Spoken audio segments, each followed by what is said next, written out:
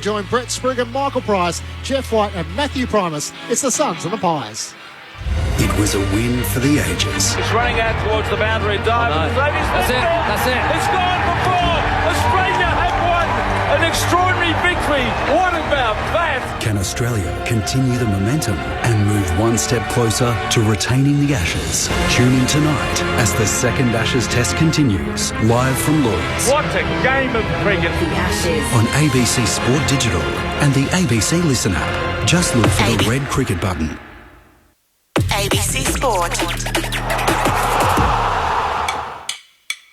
This is ABC Sports coverage of the 2023 AFL Premiership season. Marks out to the right, steps on goal, superb finish. Turns, whacks it straight through the middle. Pulls the trigger on goal. It goes bang. 'Cause here it comes. AFL. On ABC Radio, ABC Sport Digital, and now streaming on the ABC Listen app. Look for the AFL button. Something big is coming, I know. Having regained their status as the league's glamour club, Collingwood arrive on the Gold Coast Splitters strip looking to consolidate their place atop the AFL ladder after another come-from-behind thriller against Adelaide last week. And the Gold Coast Suns would feel up to the task. They are virtually at full strength, apart from the absence of Tuke Miller, and coming off their fourth biggest win in their relatively short history, a 67-point dismantling of Hawthorn at this very venue last week. Welcome once again to Grandstand AFL. Welcome to Carrara, where we are expecting a sellout. The previous mark was just over 24,000 back in 2014, also for a game featuring Collingwood, and it only adds to the fun as Stuart Dew's side looks to claim a big scalp and keep track for a maiden finals appearance. My name is Brett Sprigg, and I'll call the action alongside Michael Price. Hello, Pricey. Oh, g'day, Spriggy, and welcome to the Gold Coast. And it's like an Alfred Hitchcock movie as you look out on the horizon, and all you can see are the dark figures of the Pies fans everywhere. They have descended on Carrara and they brought the atmosphere, so hopefully great game to match it. Unfortunately, the AFL's official airline partner let a few Pies fans down, and there are plenty left back in Melbourne that didn't make the trip. So if it's a couple of thousand out from a sellout, then we may be in danger of not having a sellout, or at least a best crowd mark for this venue. The team news, by the way, no late changes for either side, so no change from last week's side for Gold Coast. Rory Atkins is again their sub, while for the Pies, Billy Frampton comes back in. He replaces Ash Johnson, who's omitted. Last week's sub, Bo McCreary, is into the 22 for his 50th game, and Harvey Harrison is their 23rd man this week. I want to point out too that a nice moment for the family of Darren Mullane, the Collingwood champion, taken far too soon, over 30 years ago now. The number 42 has been retired since then, but tonight the nephews of Darren Mullane, who are Gold Coast locals, wore the number 42 during Collingwood's warm-up, which is they're there now as both teams are out there doing their warm-up, which is so nice to see. Let's get stuck in. Jeff White and Matthew Primus are here. Whitey, Nick Dacos was phenomenal last week. Josh Dacos had a career day last week as well. Can the Suns match the might of the Pies tonight? Look, they're always going to get it in their hands, aren't they, the Dacos brothers? It's just a matter of how the pressure is up the field. So the ability to try and stop their effectiveness, because you know that they're always going to use the ball so well, and the pressure from behind as well. So you've got to really try and squeeze them as best you can. And both sides in really good form. Obviously, Collingwood going really, really well at the moment. So beautiful conditions. It's going to be a fast-paced game, I reckon. I'll wait to welcome Matthew Primus, because we've got Adelaide listeners or SA listeners joining us very, very soon off the conclusion of the Crows-Kangaroos game. By the way, at Docklands, if you have just joined us from there, the Western Bulldogs beat Fremantle by 29 points at Docklands, and the Skippers meet in the middle for the toss. More on that shortly. Welcome those just joining us through local radio South Australia to Carrara for Gold Coast v Collingwood. The opening bounce is just moments away. Brett Sprigg, Michael Price, Jeff White and Matthew Primus. Nice to see you as well, Matty. Great to be here. Beautiful afternoon for football. And two teams one team in very, very good form, and one team had a great win last week and pushing to make the 8 for the first time. So that's the thing for the Gold Coast Suns. They need a big scalp, and the Pies present it. It's no coincidence that the AFL schedules this game when they do, to maximise the crowd. Last time they met, round 16 last year at this very venue, And the Pies won that by 5 points. They won 8 of their past 9, in fact, against the Gold Coast across all venues and the past 4 here. So this ground holds no fears for them. Who's your tip tonight then, Matthew Primus? I think the Suns are going to win by a goal. Ooh. I think their style of footy, a bit like the Adelaide Crows, territory, contested possession, lock you in. That is what can bring Collingwood undone. But you've got to be on for 4 quarters, because they can open you up at any time. I'll give you the drum right now. If it's a goal the difference, only one team's winning this game, Whitey, sure. Yeah. I think Collingwood will, but I think for the Suns' perspective, geez, it'll be a great scalp to get. In the twilight at Carrara, a rare blockbuster here on the Gold Coast, and here's Michael Price to get us underway on Grandstand AFL. Jared Witts, the Suns captain, who lost the toss to Darcy Moore. Collingwood kicking to the right as I'm looking at it, the southern end. It's Witts versus Cameron. Witts gets it down to Rowell immediately. He slips a couple of tackles. Handball back to Noah Anderson, his good mate, who kicks it inside 50. Reading it best. Casbolt behind, but a slap forward. Pies defence up to it. Roved by Bailey Humphrey. He had some time, but shinned it and skied it at the same time. Kicked it into the pocket, tracking it back, doing beautifully. Will Hoskin-Elliott for the Pies. Hoskin-Elliott kicks beyond defensive 50. A loaded pass. Knocking out the space, Jeremy Howe. He's got that left arm covered up, of course, in that brace or sleeve. He's still got some nerve and tissue damage as a result of that fall in round 1.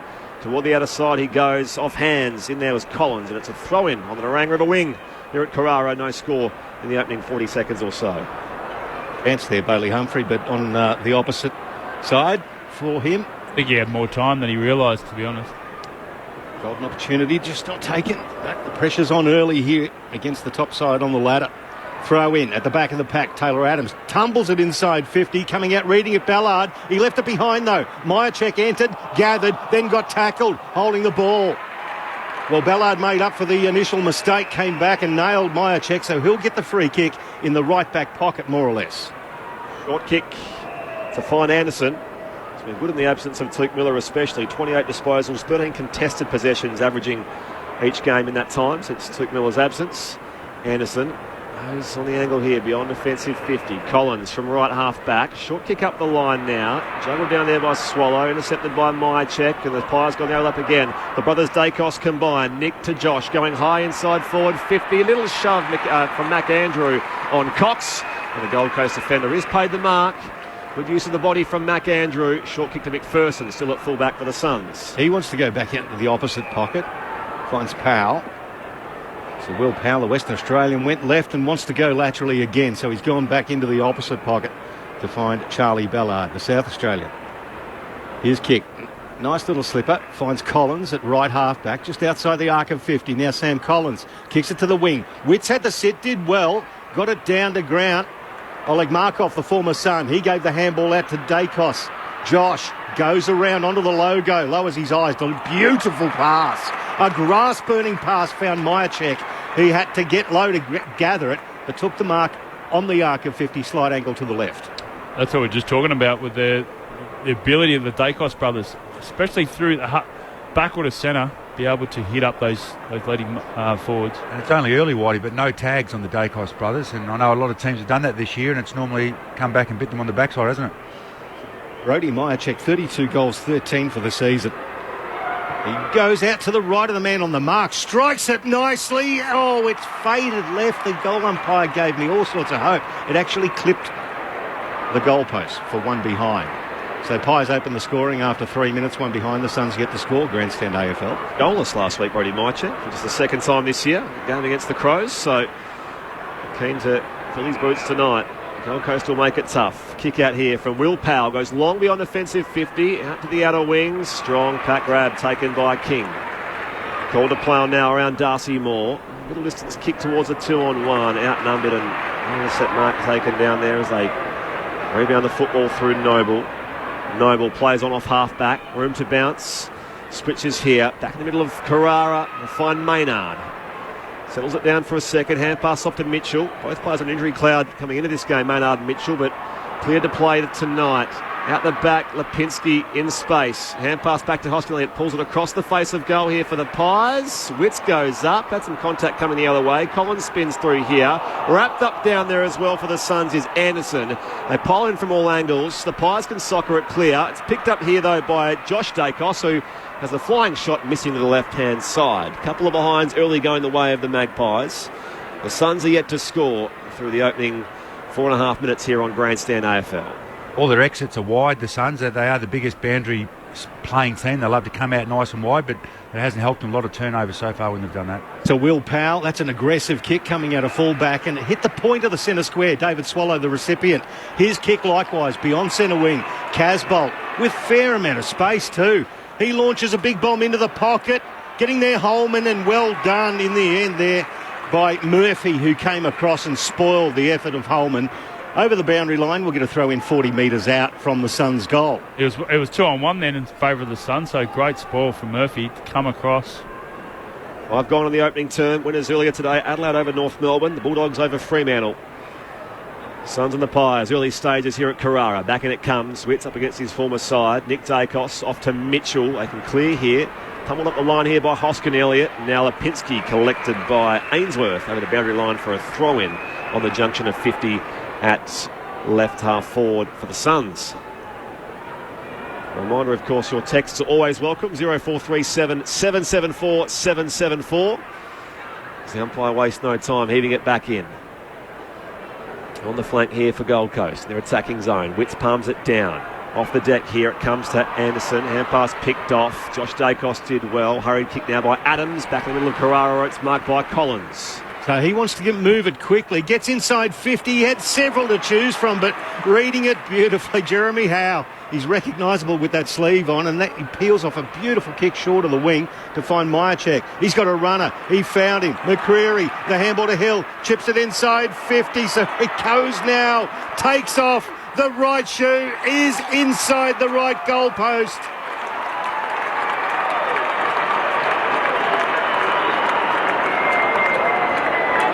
Can't fathom who got through there and got it. Was that Jamie Elliott? Jamie Elliott, yeah, sort of just blocked out here, Spriggy there. But Jamie Elliott on the right shoe from 30.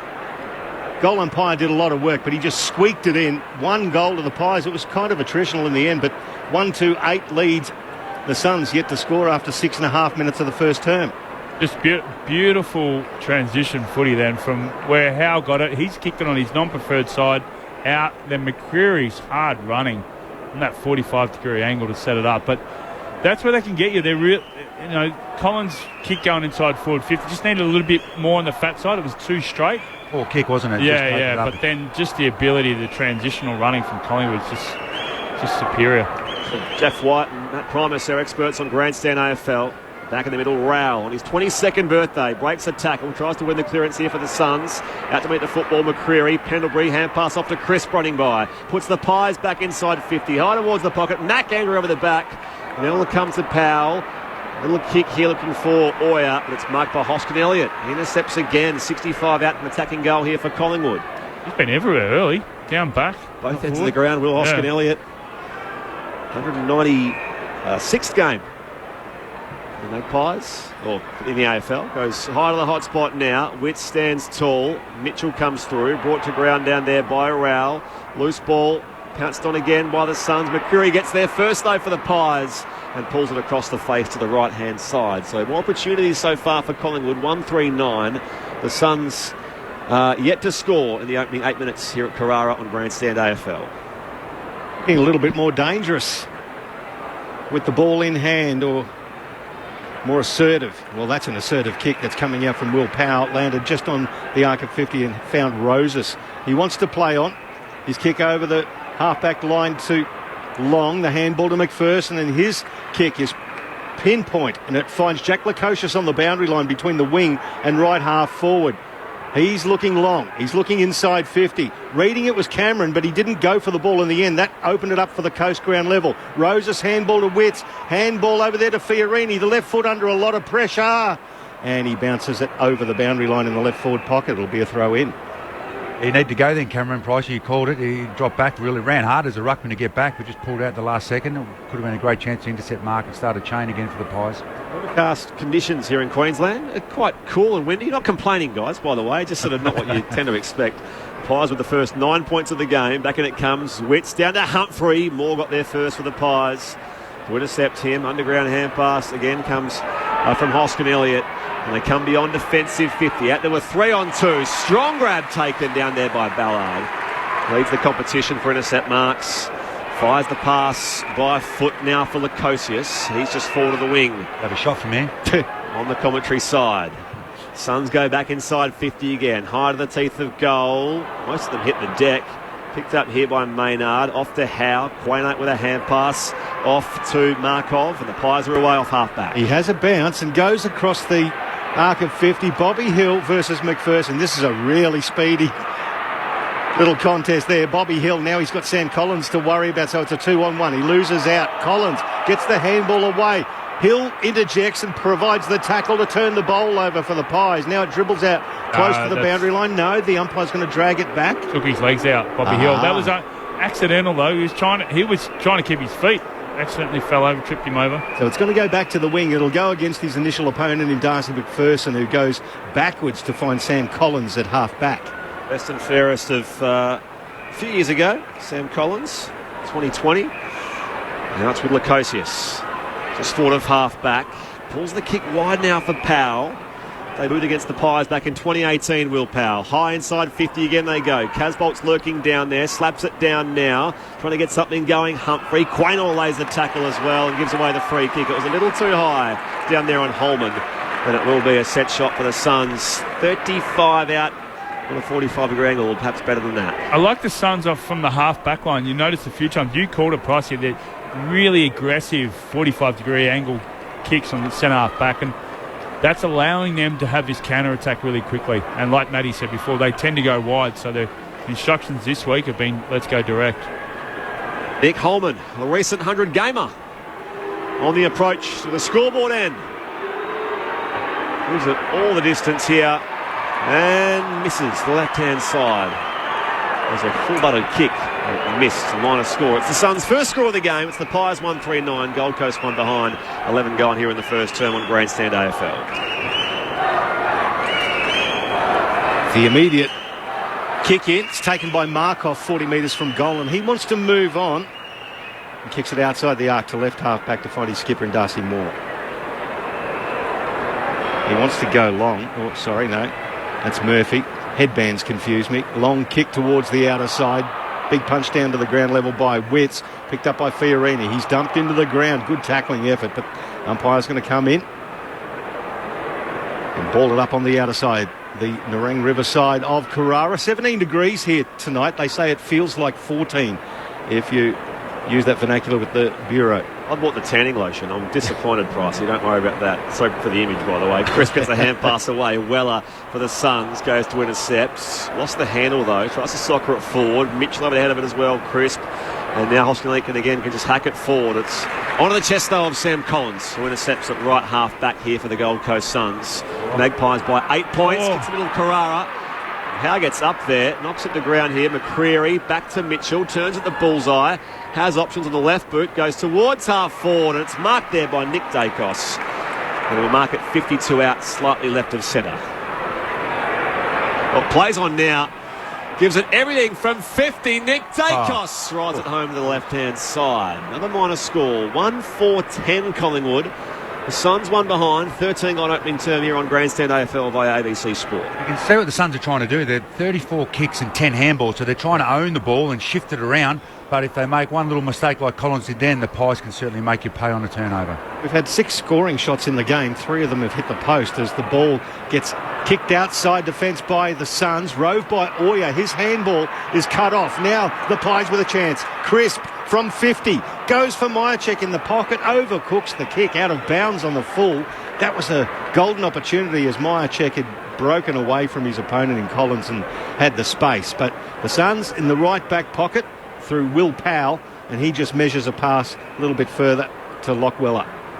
Lockie Weller subbed out last week. It was tactical, of course, coming back from that recent knee concern. High to the outer side. Running start from Witts. Wins it down here. Work forward here by the Suns. Missed out there by Lukosius, and now a tackle late at half forward. Roses was all over it on the ball carrier in Murphy.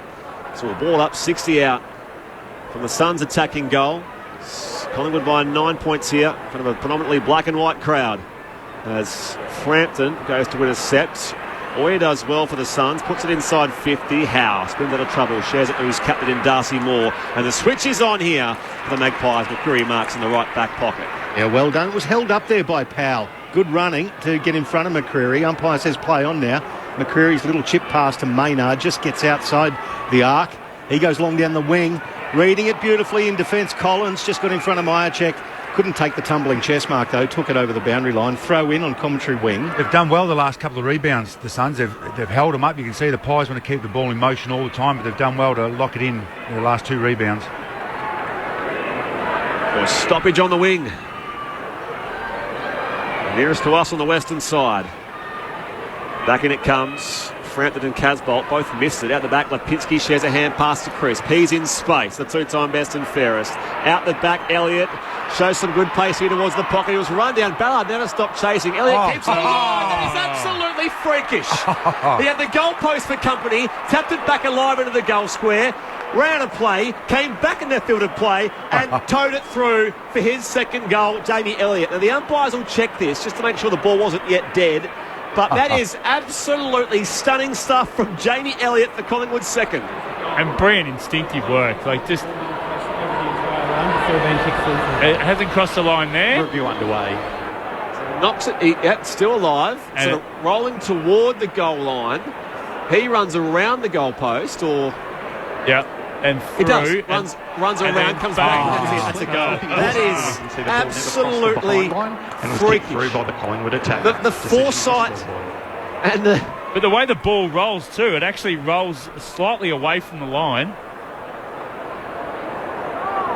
So, a second goal for Jamie Elliott. And you don't see many like that. Magpies are 2-4-16. The Suns just the one behind. 16 going first term here on Grandstand AFL. How you was it like almost like a basketball, sort of keeping it alive? Yeah, it kept it alive. But the advantage was Ballard had fallen over, and then it came back in. So it stayed into play, obviously, but rolled towards the actual goal line. He runs around the goalpost, back over the goal line, in the field of play, and then soccers it through. He's come from row one, isn't he? Yeah, that's instinctive forward play, and that's the second time Charlie Ballard's been burnt when the ball's hit the ground against Jamie Elliott. There was no pressure from the stoppage then, so as good as Charlie is, that they're pretty hard to defend when they're coming in like that. Well, he wouldn't mind the dominance of height when it comes down in the air, if the ball comes down in the air, but the ball hits the ground, I think his heart might beat a little faster against Jamie Elliott. Anyway, the ball's back in the middle. It's Casbolt versus Big Mason Cox, who gets it down beautifully to Josh Dacos. He kicks it to Elliott, who audaciously toes it half volley style back to Josh Dacos. But it's cut off. The Suns kick it beyond centre wing. Reading it best there, Quainer for the Pies. Got away from Roses and took an easy chest mark in the end. Isaac Quainer at left half back for Collingwood. In control of things early, 15 points their advantage. Called to play on now. High kick down towards the top of 50. Cox goes up, second bite, can't reel it in. Lipinski hand pass back to Adams, tumbles it high again down the corridor. Ellis dropped it in defence. Elliott's lurking, lays the tackle on Mac Andrew. The umpire says let's ball it up. 25 out from Collingwood's attacking goal. They have the first 2 goals and 4 behinds as well. The Suns just the one behind. 18 gone in the opening quarter. Scary thing, 8-2 clearances in the way of the Pies here, so danger time for the Suns. Mason Cox versus Casbolt. Casbolt gets it down to Noah Anderson. He's under pressure as he tumbles a kick towards the 50. Beautifully tapped down by Hoskin Elliott to Markov. He hooks the ball to a dangerous area. Cox was dealt with. Umpire said nothing. The ball falls towards Myercheck. He's fumbling around with it at ground level. A couple of Suns involved, including Sam Collins. Umpire surely will come in and ball it up. More or less at the top of the goal square. We'll do a lot again. But congested. That's where the repeat entries are, top of the goal square. So the Suns, it's just in high balls too. So as a defender, trying to turn your head. Collingwood by 15. Cox out the back. Nick Dacos slaps it out of the air. Doesn't quite have the carry on the line. Almost intercepted again, this time by Bobby Hill. They can mop up in defence, though, as Fiorini works his kick around the corner. Up goes Markov in front of Holman. It's his former teammate. Kept alive again for the Pies by Adams. Tumbles a high ball back towards the corridor. Casbolt goes up, wins it down here. Hand pass comes from Bobby Hill. Off to Crisp, and that will be a third for the Pies. Jack Crisp gives them another major. 3-4-22. The Suns are one behind. 21 points is the early break Collingwood's way. 19 gone in the opening term. Grandstand AFL. Jeff White, Matthew Primus. And all the Collingwood players ran over to Markov. And that was his second attempt at trying to spoil it. Second effort, pick it up. But the way he kicked it back inside the forward 50, inside the V, just a dangerous position for Maynard to finish off. Yeah, it was great play. As you said, Whitey, they went to the guy who started all that for them. But this is obviously the first time I've seen the Pies live, and wow, their ability, once they win the ball, they go. They spread like anything.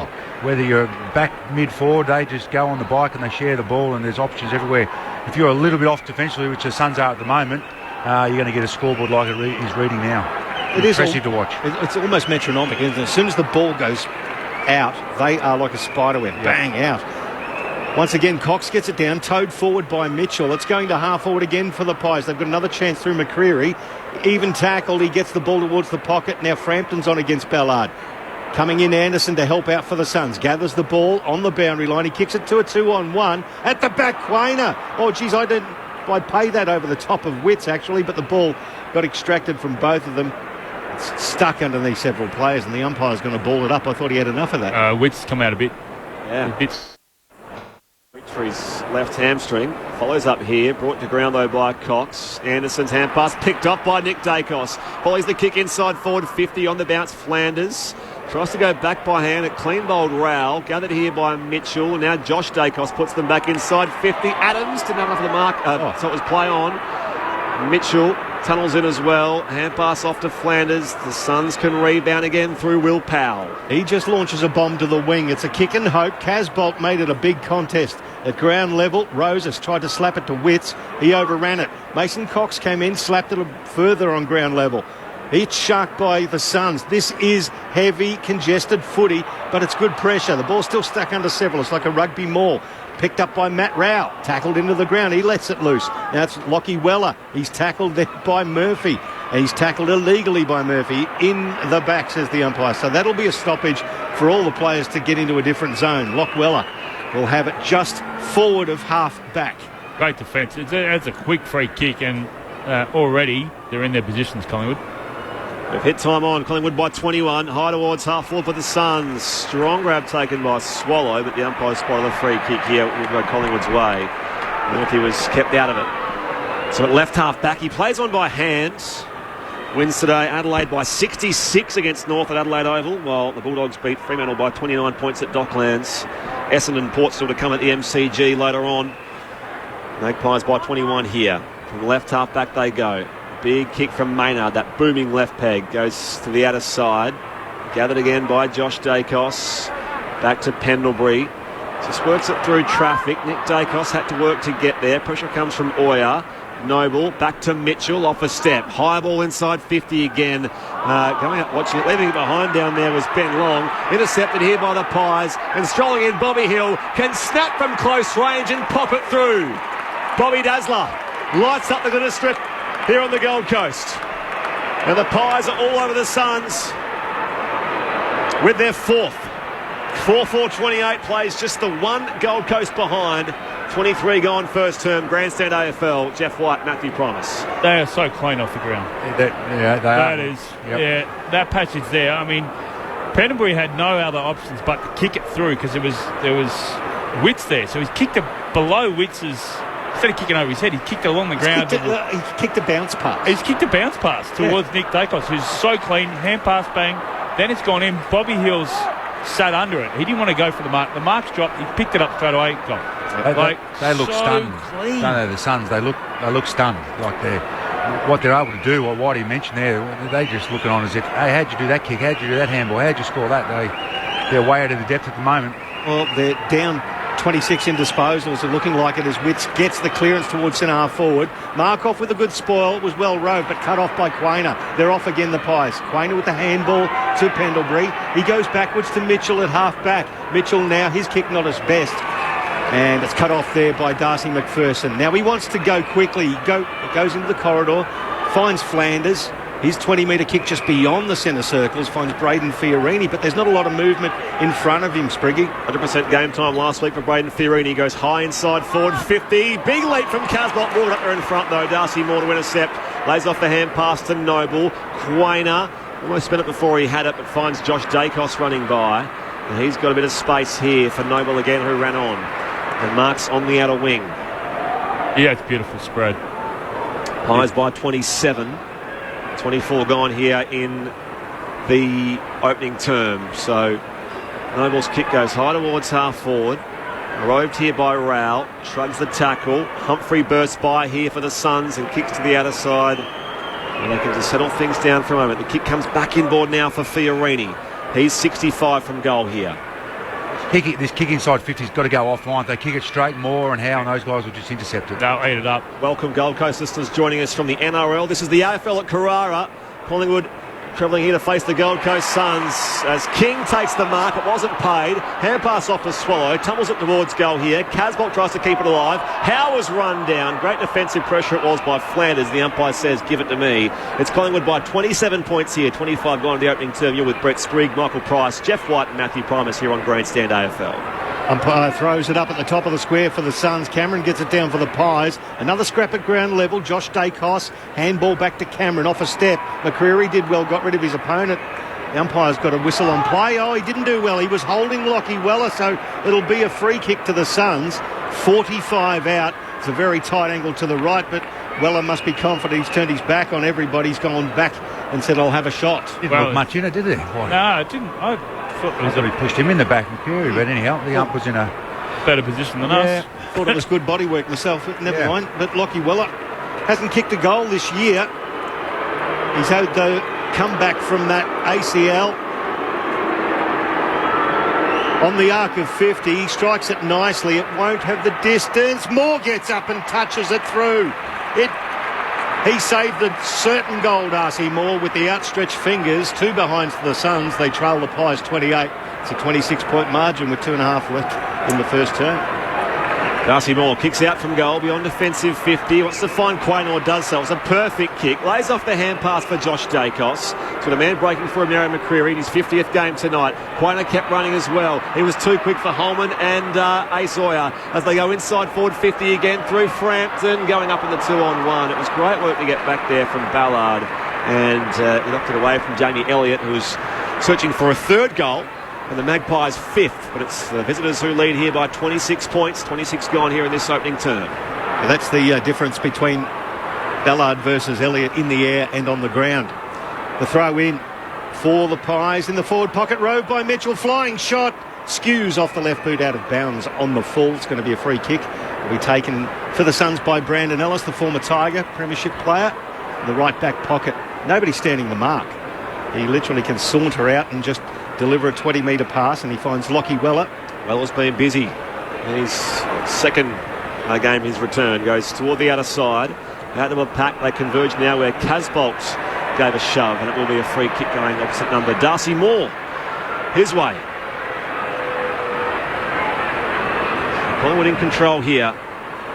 Darcy Moore on the outer wing. 26 points, Collingwood's advantage.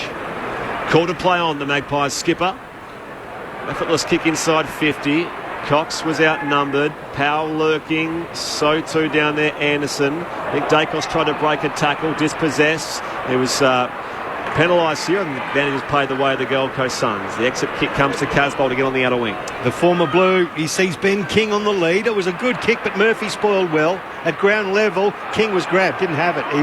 He played that well. He arched over the ball, and Murphy, a little bit too keen, just pulled him off it and didn't have it. So Big Ben King, 70 from his own goal. He wants to put it to a dangerous area. Lukosius with the sit. Nicely spoiled by the Pies defence in unison. 3 of them over the boundary line beside the point post. We'll get a throw in for the Suns. Right forward pocket. They're trailing by 26 points. Great in the first term. Great to watch key defenders when they come off. Moore just saw his man running into traffic, dropped off his man and come and helped ball that ball over the field. Great to watch those good defenders. Home side searching for their first goal. It's 4-4, plays 2 behinds from the stoppage. Left behind by Rowell. Goes in again. Brought to ground by Adams. And the umpire will ball it up 20 out from Gold Coast attacking goal. Lucky then. Didn't get a sling tackle against him then, Adams. Not on that. Witts in the ruck contest. Brings it to ground. Trying to work it away here, Swallow. Is he the only inaugural Sun remaining that's on their list? Sam Day's still Sam there. Day. Same day, of course. They're the only two. Sam's still running around. There's obviously some other clubs as well, but Dave Swallow, former captain. It's away here. Pendlebury off here to Nick Dacos on the last line of defence. Brings it across the face of goal defensively for Noble, who marks in the right back pocket. He's become a good, reliable footballer, John Noble. Oh, yeah. There's a 2-year contract on the table. Not signed quite yet. Interesting as he plays on now. Goes for a long kick down the wing, looking for Cox. He got underneath it a little bit, and Sam Collins helped him along there, and the ball came off hands over the boundary line. We're going to throw in right in front of the grandstand commentary box. 13 clearances to 5 in favour of the Pies, and they are now plus 29 in disposals. Not quite at the end of the first term. 19 inside 50s to 11. The throw in. Witts got it down to Rao, but it bounced back into the arms of Cameron, and Witts hugged him. Umpire came in. And you talk about the midfield. You got both Dacos and you've got Pendlebury, but geez, Mitchell and Adams have been great already. Approaching the half-hour mark here at Carrara. Rao burrows in hard. Trained hand passes Lacosius to Swallow. Pulls it back into the corridor here. Where's the marking target? Quainer gets back there in front of Humphrey to intercept for the Pies, and that will be just about all she wrote to quarter time here on the Gold Coast. An impressive opening quarter from the ladder leaders, Collingwood, 4-4-28. They lead the Gold Coast Suns, who are just the 2 behinds. Goal kickers, the first 2 were Jamie Elliott's, both in pretty remarkable circumstances. And singles also to Jack Crisp and Bobby Hill for the Pies, while the Suns, the home side, still waiting for their first goal of the game, just the 2 behinds. And 26 points is the margin at the first change. If you're listening across ABC Radio, News Radio, and via the ABC Listen app, this is Grandstand AFL. Kerr intercepts, dribbles into the area, Kerr strikes, the Aussie captain scores! Sam Kerr puts the ball into the back of the net. The 2023 Women's Football World Cup starts July 20 on ABC Sport. Grandstand AFL. Now streaming every match on the ABC Listen app. Look for the AFL button. Marked by Collins. So he wants to move it quickly. Gets inside 50. He had several to choose from, but reading it beautifully. Jeremy Howe heels off a beautiful kick short of the wing to find Myercheck. He's got a runner. He found him. McCreary, the handball to Hill. Chips it inside 50. So it goes now. Takes off. The right shoe is inside the right goalpost. Jamie Elliott and 30. Lipinski shares a hand pass to Chris. He's in space. Out the back, Elliott. Shows some good pace here towards the pocket. He was run down. Ballard never stopped chasing. Elliott keeps it alive. That is absolutely freakish. He had the goalpost for company, tapped it back alive into the goal square, ran a play, came back in their field of play, and towed it through. Kept alive again for the Pies by Adams. Tumbles a high ball back toward the corridor. Casbolt goes up, wins it down here. Hand pass comes from Bobby Hill, off to Chris, and that will be a third for the Pies. Noble back to Mitchell, off a step. High ball inside 50 again. Going out watching it, leaving it behind down there was Ben Long. Intercepted here by the Pies, and strolling in Bobby Hill can snap from close range and pop it through.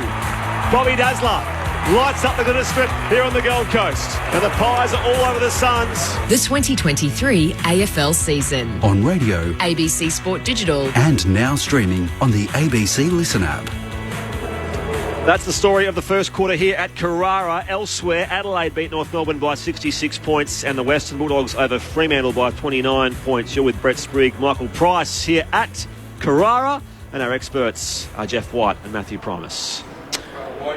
Sorry, Whitey, the Pies just took away the Suns' strength. We talk about the contest stuff a lot, but they're plus 7 in contested possession, plus 8 in clearances, which is the Suns' number 1 strength, and that's given them plus 8 inside 50. So when you add that taking away the Sun's strength, and then they're flowing the ball. They're the best coast-to-coast team in the competition by a mile. Even though they've only kicked one goal, they've generated a lot of inside 50s out of that. So, one, they're playing their style of footy, and they've taken away the strength of the Suns, and they just look shell-shocked and unable to stop them at all with ball in hand. I just think they're just a lot how clean they are below their knees at the moment, Collingwood, and their ability to work for each other as well. Quainer, a few times there, is just spread, and then you've had Markov. You can see why they love Markov off the half-back line. He creates, even if he spreads and they don't use him, he creates space behind him, and then that's where Nick Dacos comes in. That's where Josh Dacos comes into that space, and then that passage of play where I think it was Bobby Hill, got that spread across the far side where he had Pendlebury, but you had McQuarrie. They were all working in synergy, and then there was a quick turnover. It came back, and Dacos Darcy Moore marked it. The defence that they set up, when the play is not in their area, they turn their heads, they're on the defensive side really, really quick. I like that the Suns, though, are still trying to hit that 45 through the middle. They're still trying to own the corridor. There is going to be times where it opens up more. They've just got to be really... They've got to trust their game style. They've got to, it's been there in throughout the year, and it's been able to kick some goals. I mean, it's only the first quarter, but early signs from Collingwood, they're so sharp, they're so clean, and the only way that the Suns going to get back into this is to actually get a hold of the ball, really. Right, the stats to say they do have to trust their game plan, because if they can... They had enough looks inside 50, didn't they? They kicked some poor kicks in there, and this year the Pies have let some big run-ons go. I think last week Adelaide kicked 8 in a row. They've had another 8 in a row earlier in the year. They've had a couple of 5 goals again. So if they can tidy up their inside 50s, and I reckon Dewey's biggest message would, our midfielders, Rao's only had 3, Fiorini's only had 4, the Pies mids are on top. If they can generate some more ball, they'll give themselves a look at it, and they know that the Pies at some stage will give you a good look, and can they hit some scoreboard pressure on them. 26 points is Collingwood's lead at quarter time here. A few more numbers pricey to quarter time. To lead the charge, Will Powell for the Suns with 10 disposals. Flanders has got 10 plus 4 tackles. Noah Anderson with 7. But for the Pies, Josh Dacos 11 with 224 metres gained already. Nick Dacos with 10 and 4 clearances. And Tom Mitchell's got 10 with a couple of clearances as well. But the Pies, they're leading by 25 disposals, 14 to 5 in the clearances. And the inside 50s 19 to 12. Off the text 0437 774 774. Stuart says, can't wait to get the missing pieces of our team back next week. And Dan McStay at full forward, Jordan Ngoe back in the middle, and still Sidebottom back on a wing in maybe 2 weeks. Scary, isn't it? Yeah. There's three quality players right there. They're already on top, chasing a 13th win. And by the way, 13 wins, or 12 wins might get you there, but 13 wins guarantees you finals. I know they want to go higher than that, Collingwood, but they've been impressive this year and in control of things here.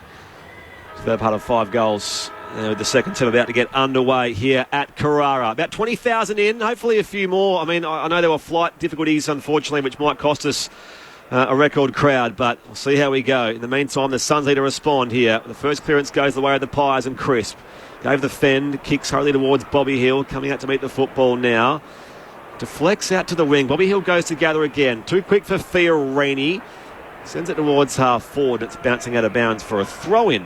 I know those orange boots catch your eyes, but geez, they can move. That Bobby Hill, doesn't he? He's lightning across that ground. Right half forward for the Pies. Left half back for the Gold Coast Suns. Still chasing their first goal of the game, but it's Collingwood 4-4 to the Suns, 2 behind. Anybody who's had small children know those shoes that light up when they hit the ground. It's like Bobby Hill, isn't it? Definitely.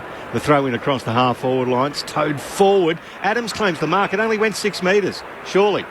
I don't know who kicked it out of the pack, but it didn't. Well, the umpire said it went the required distance, so Taylor Adams is going to go back and have a shot at goal from just beyond the 50. He's on a bit of an angle, though.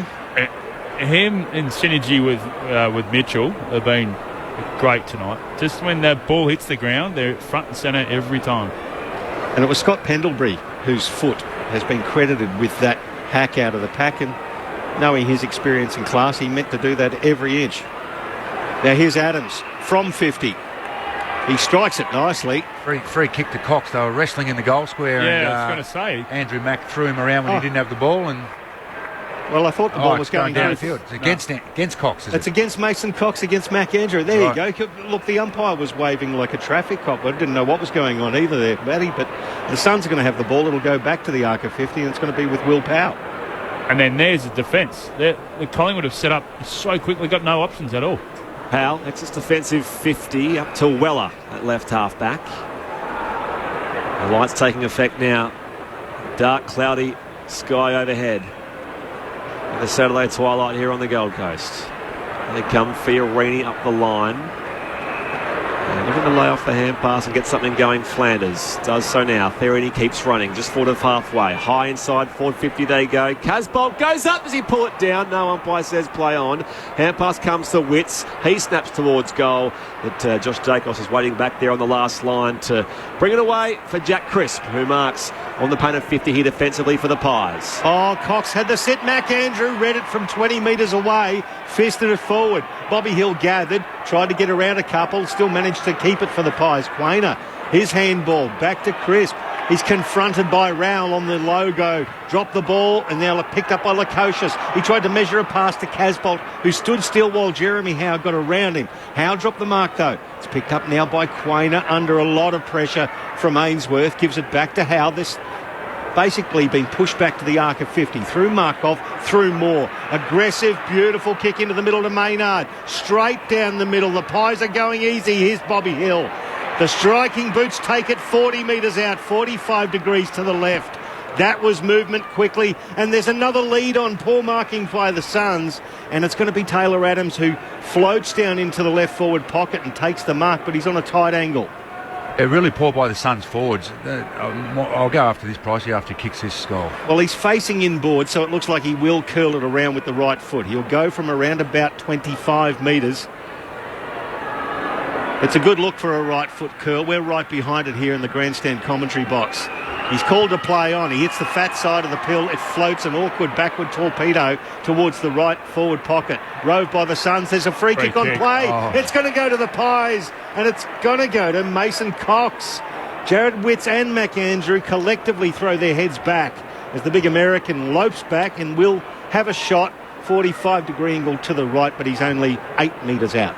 I was saying before, but the ball was at the top of the Suns' goal square. They lost possession, and the Collingwood's backs were the first one to react rather than the Suns' forwards. And that's why it's bouncing out of there. There's no pressure at all when it goes inside the Suns' forward line. He's got almost a 50% goal-kicking rate. Just a little bit more than that, actually. And Mason Cox. See what celebration he brings if he can pop this one through. Big Mason goes up and delivers a chest-to-chest with Jared Witts to celebrate his goal, and the Pies fifth. 5-4-34, the Suns 2 behinds, 32 points the margin, and we played 4.5 minutes of the second term in Grandstand AFL. How that drive started from the back line was Josh Dacos just taking it off. He switched to play, and then Magpies then spread. There was a little bit of congestion there on the wing, but then they came back on board, and Darcy Moore's kick to Maynard throughout the centre just broke it up. Able to have that spread going forward, and best way to attack is coming through the middle. Hot start for the Pies. I mean, nervous Collingwood fans thinking, when's the Gold Coast surge going to come and sort of really keep us on our toes? And that's when the Pies are at their best, coming back. But they wouldn't hate this. The first 5 goals of the game. Gold Coast need a response, and very quick. They won't get it here, though. Clearance, Nick Dacos, Tom Mitchell, high inside 50, Collingwood goes again. Lipinski tries to shark it, beaten to it, though, by Flanders. The Suns here towards Ainsworth, who copped a free kick. Advantage paid here for the Gold Coast Suns. McPherson wide down to Ellis on the logo western side. Plays on quickly now. Kicks for distance. Long inside 50 again here for the home side. And over the back there from Lukosius on Murphy. Through traffic, Nick Dacos back to Tom Mitchell. Little 1-2 here, and Nick Dacos can burst away again. The outside of the right shoe, audacious into the path of Myercheck, well spoiled by Collins. At ground level, McCreary, he's got Noah Anderson literally on his back, holding the ball, says the umpire. I think that's harsh, but he... Better pressure by the Suns forward. Dacos was hurried into an outside check side kick out of the rebound there, and the Suns get the ball back. Noah Anderson got the free kick. Well-constructed tackle. He plays on. He's right on centre wing. He goes past the interchange gates, launches one into the pocket. At the back, Lukosius couldn't quite grab it. Maynard roved. His ball cut off there by Flanders. Handball to Ellis. Cleverly across the half-forward line. He delivers a pass to Fiorini. That was just opening up the eyes and some experience. And Fiorini, this is in his wheelhouse. He'll have a shot from just on the arc of 50, 45-degree angle to the right. At least that time, the Suns, when the ball hit the ground, they were able to get in front, get the clearance and not be out-muscled by Collingwood. Had probably one of his better games of his career last week. 35-odd disposals and really filling that midfield void. But Braden Fiorini could really lift the Suns right here. He skips up to the 50. The left footer starts left and it just doesn't even make the distance. Flying though, that's a big pluck. Is that Ben King called play on by the umpire? It's rowed by Roses, tackled into the ground, and the umpire's going to come in and ball it up at the top of the centre square. Ben King had a slice of that, but didn't quite take the whole pie. Blood rule here. Jared Witts, who's coming from the ground here with top part of his face cut open. At least the Suns are locking the ball in the last 3 inside 50s. Has just come from great pressure, be able to get a couple of rebounds. Hopefully now they can try and hit the scoreboard out of this pressure. They gave up the first 3 goals of the game against Hawthorn last week. They're 5 down here, 32 points the total margin so far. Casbolt replaces Witts. And the umpire balls it up. Deep in attack here for the Suns. Casbolt down for Flanders. Numbers in defence though. Moore dangerous. Flanders came in late with a toe, but Moore rushed it through for a minor score. And it will be a 31-point advantage with that third behind to the Gold Coast Suns. 8.5 go on second term here at Carrara. They play on quickly, the Pies. That's an aggressive kick from Howe. Straight down the middle to Moore. A handball to Murphy. He launched a bomb inside 50. Lipinski spoiled. Roving. Elliott. Play on. Goal. Oh, coast to coast. And Elliott's got 3 for the Pies. Scintillating football to watch here at Carrara. 6-4-40, plays 3 behinds, 37 points the margin. Your experts, Jeff White, Matthew Primus. It's a beautifully set up play. So Darcy ran through the middle, and what happened was on the flanks, they all spread towards the boundary line. So they only had 2 left in the middle, and then Darcy took off. From about 35-metre mark, he went. He just ran. Definitely a set play because that's where Jeremy Howe was looking. So as it turned out, it was 2 on 2, and both Murphy and Darcy got on the dangerous side. So fantastic setup there, and you can see all the Collingwood players went over to both Darcy and Murphy and Howe. It was definitely a beautiful setup there. Yeah, great set play. You're exactly right. But geez, Lukosius and Flanders were really poor, weren't they? Why they were just looking at the kick and not swiveling their heads, and they got sieved. Suns will have to play comeback kings tonight. 37 points down here. Hot start for Collingwood. They pick up where they left off in this second term. Clearance goes the way of the Suns, though. Rowell to Fiorini. High ball inside 50, but Darcy Moore takes the intercept mark here for Collingwood. He's got the bright orange boots as well. Even, I think, more fluorescent than Bobby Hills. Coming wide now to Maynard. A reliable defender. Marks in the left back pocket. They know they control the game here, the Pies. Short kick to Murphy. Just got to really squeeze that space too, because you think that they won't hit it, but they'll go for it. Nathan Murphy. Long raking ball on the western wing. Casbolt got separation on Frampton and has paid the mark here for the Gold Coast Suns on the wing.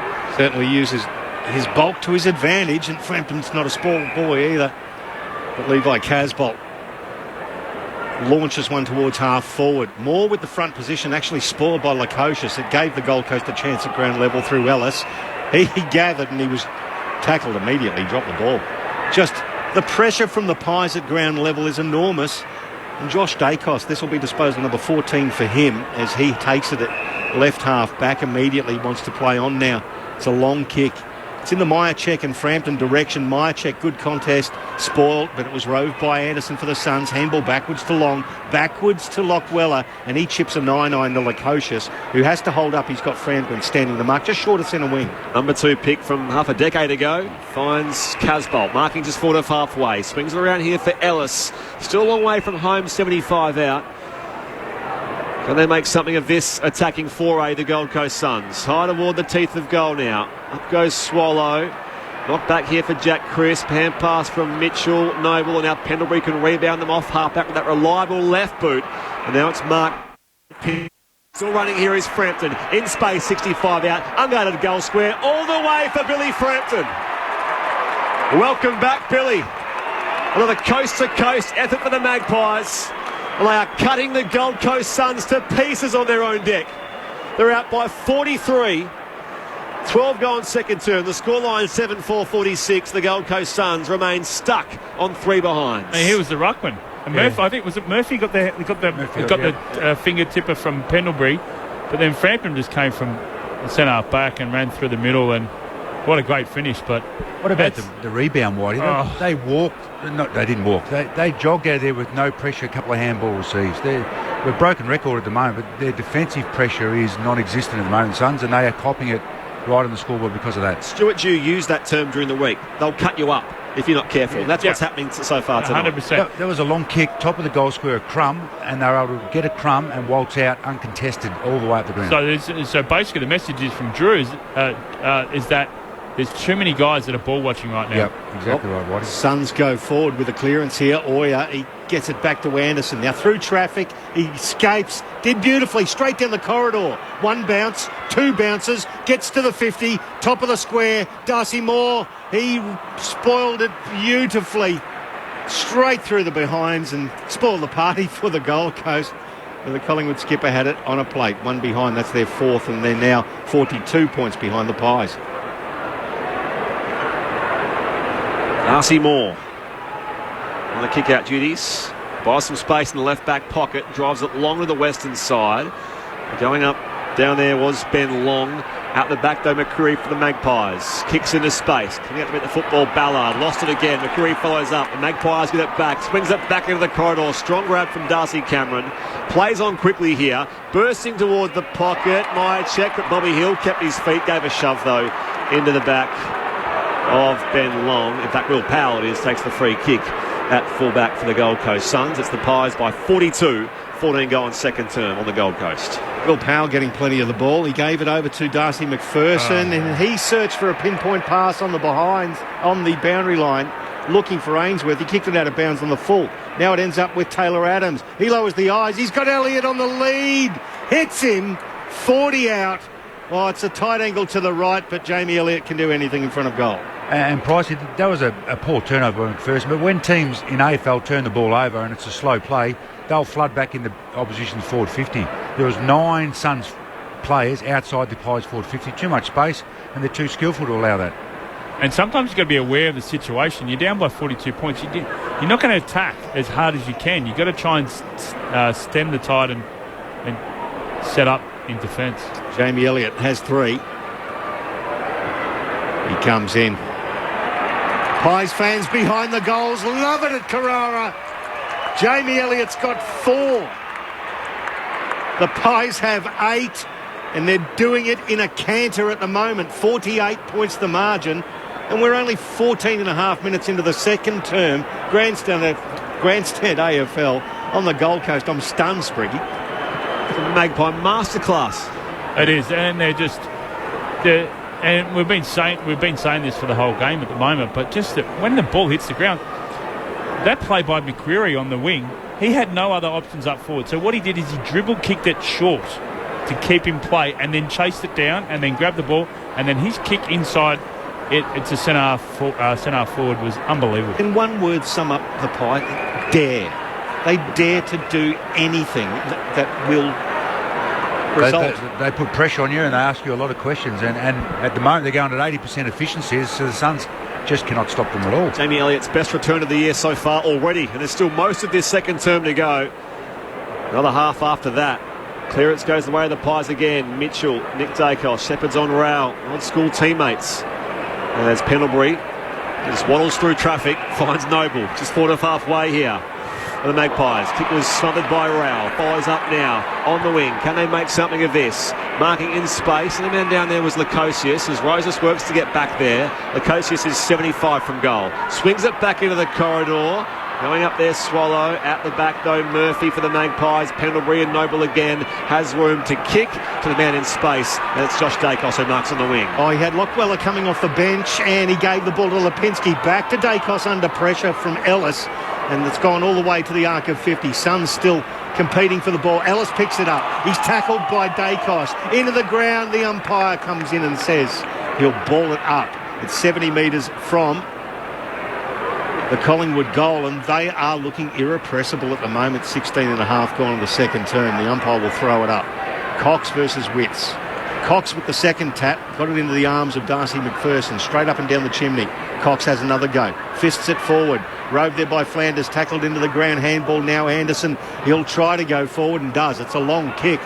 Lukosius did well to actually fly up against Darcy Moore, who had the best position. Now through the hands of Holman. Lukosius, he's going to hit. Oya hits him on the goal square. Did the young man play on?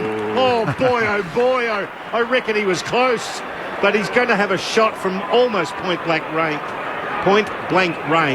10 metres out, slight angle to the right. That's Lukosius' kick then, that beautiful kick, that's what broke it open, and that's what they haven't had tonight, the Suns, when they've gone inside 50. They've done some real poor kicks that have opened them up for the slingshot the other way. I reckon he was almost off too. Took a couple of steps after he took the mark. So, away go Oya. Makes the goal umpire work, but kicks the Suns' first goal. 8-4-52, the Suns 1-4-10. We're back to a 42-point margin. And we've played 17.5 minutes of the second term. It's Grandstand AFL, Michael Price and Brett Sprigg. Your experts are Matt Primus and Jeff White. You got it right, not like Q the other night. Matty White.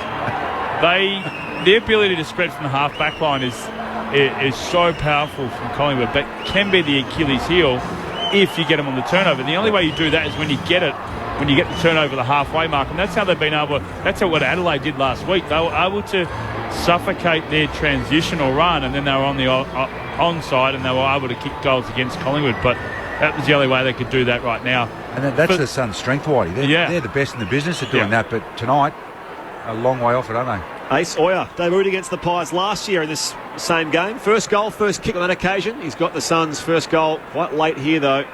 42 points. They win the clearance again, though, the Gold Coast Suns. McPherson is shoved out of it now. Rowell beats the Hoskin Elliott tackle. Loose ball on the wing, picked off clear by Adams. Hand pass up in the air. Fiorini came by as well. Just ricochets back down the corridor here for the Magpies. My check off to Nick Dacos. He's in space. Goal side from 45. Nick Dacos, what a finish! And they get the immediate reply. His stocks are rising further still.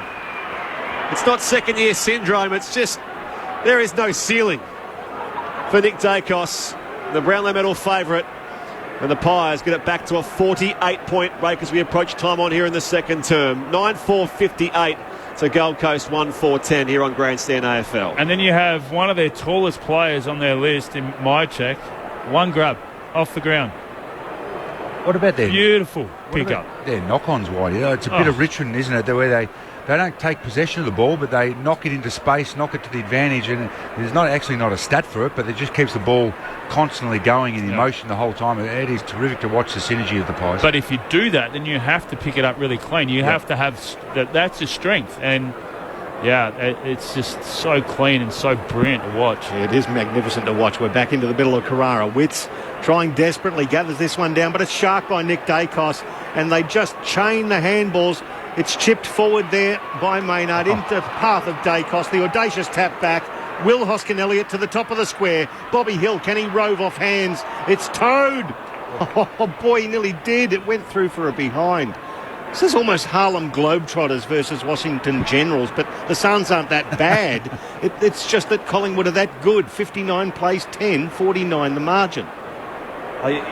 Beg to differ in some ways, don't you? The reality is the Gold Coast Suns had an opportunity. We talk about, and I'll come back to this point in a second, as Powell goes to Weller in the right back pocket. I know Quentin Hull talks about, being in the off-Broadway of the Gold Coast Suns and Brisbane Lions quite often. This is centre stage tonight. Standalone game Saturday twilight against the ladder leaders. This was their chance, and the lights are just too bright for the Gold Coast Suns as King takes a mark on the wing. Can they work it forward here? Plays on now. Does Ben King. Pops it deep to the pocket. Casbolt was outnumbered and just out-muscled by Nathan Murphy over the back. Great body work by Murphy then to get Casbolt on. That's not an easy job, that one. Remains 49 points to Collingwood advantage as we approach half-time. When you said out-muscled, Despriggy, that's probably case in point. He's 120-odd kilos, but brilliantly done by Murphy. Now Noble from half-back. He measures a kick. Still going. He's still going. He kept running and received the handball. Brilliant piece of running. He goes a little bit too far on that occasion. His kick was put off. It's a turnover now. It was well chased there by Roses, who tracked him down. Now, Rao gathers the ball short of the wing. Now that's the Pies' turn to apply the pressure. 3-on-1. Matt Rao, good luck there, as Pendlebury and co just close all exits and put him into the ground, Matt Rao, and it's going to be a ball up on the Nerang River wing just beside the boundary line. 22nd birthday today for Matt Rao, the Gold Coast midfield dynamo. And it's going to be a free kick. Hasn't been his tonight. This game it just looks too quick for him. It's not a stoppage game where that's his strength. I don't know what his numbers are, but haven't sided him too much. Anderson kicks short ball to Mac Andrew, so he's a fair way down there. Just 9 disposals, 2 and 7, his count, Matt Rao. Powell. Speaking of Rao, Powell will kick up the line here. Ainsworth into space for Fiorini. He's still 75 from goal. It's a long way back from here for the Suns. 49 points down. He goes high inside, forward 50. Big pack. Up goes Witts. Quainer. Hand pass off to Cameron, and now Noble here. Hand pass through the pocket now. Mitchell dummies the kick. Comes back infield now by a hand. Maynard, Nick Dacos, Quainer, and now Pendlebury's away. And they're through the middle again. Here's Murphy, long kick. Lipinski inside 50. Bobby Hill just takes it. Didn't have to change stride. Has a bounce and launches it into the scoreboard at the northern end of Carrara. Once again, his second, and it's on in the middle. Why not? You got to bring something, Suns, because the Pies are carving you up here on the glitter strip. 65 to 10, 10-5, 65 to 1-4-10. Yeah, once again, that was a deep ball inside 50, and just on the rebound, too many Suns players just watching, and handball, 4 or 5 handball chains out of your back 50, and Anderson then, when they kicked the goal, he was mouthing off, trying to do something, as you said, Pricey. Unfortunately, he's given away a free, though, so it'll be free to the Pies. But at least he's trying to do something, because at the moment, this is a 120 point loss. This is Carrara. This is the Gold Coast home ground, Spriggy. Welcome to it. I'm in form. Well, yeah, you can hear the Collingwood chant ring around here, most of them in the black and white, as we said. But I'm in form, Matty, because I did the Sydney West Coast game last week. So compared to that, this is still a close game. Going inside forward 50, Cox takes a strong grab. Mitchell from that free kick found the big American who marks 35 out directly in front. We mentioned we don't want to harp on it too much, but the chance for the Suns to stand up tonight, this is going back to their previous times, isn't it, Whitey? When you get a bit of hope up, they've got a bit of momentum in their game, and then they just look miles off it. And this team that they put out in the park tonight, this is enough maturity, enough experience out here to not to dish up this. Coming off their 4th biggest win ever last week. And this from the Pies, albeit Mason Cox has missed to the left-hand side from on a score, 10-6, 66 to 1-4-10. Nonetheless, it's a Carrara carve-up for Collingwood here as we approach half-time. And the Suns bring it back in quickly through Ellis. They go just short of half-back. Ainsworth back to Anderson, trying his hardest. That's his 16th disposal. Coming across half-back now, Charlie Ballard receives and gives to Weller. Short of centre wing, commentary side. Wants to take off and go long. It's a 2-on-1. Ben King had no hope there. Beautiful body work from Darcy Moore allowed Oleg Markov, the former Sun, to take the mark. He handballs to Noble. They take off again, the Pies, down the wing. Myercheck, the body work, and the one-hand grab against Sam Collins is superb. Brody Myercheck is high up on the ground here. I mentioned he was goalless last week, but a long way from home. Just on the entry now. High ball towards the pack. Mac Andrew tries to pluck it clear. McCreary wrapped up down there by Ben Long. Loose ball. Mac Andrew can rebound with a neat pass by foot. And it's marked by Humphrey. Still inside defensive 50 here for the Gold Coast Suns. It's the Pies who lead by 56. 26 gone, second turn. Ball's on the outer side of the ground. Levi Casbolt, short of centre wing. Oh, he missed with the kick. He was looking for Holman and he saw Darcy Moore approaching. He stuttered with the kick, and Darcy Moore ended up winning out and gets a free kick from Holman anyway for an illegal grab. And that's what can really deflate your side when you work so hard to get there, and the poor decision, poor skill error. Moore goes to the outer side, and Jeremy Howe right against the boundary, just short of centre wing on the Nerang River wing, getting the cheers of the crowd like he's one of their favourites, obviously. Came off hands. Cox into the path of Crisp.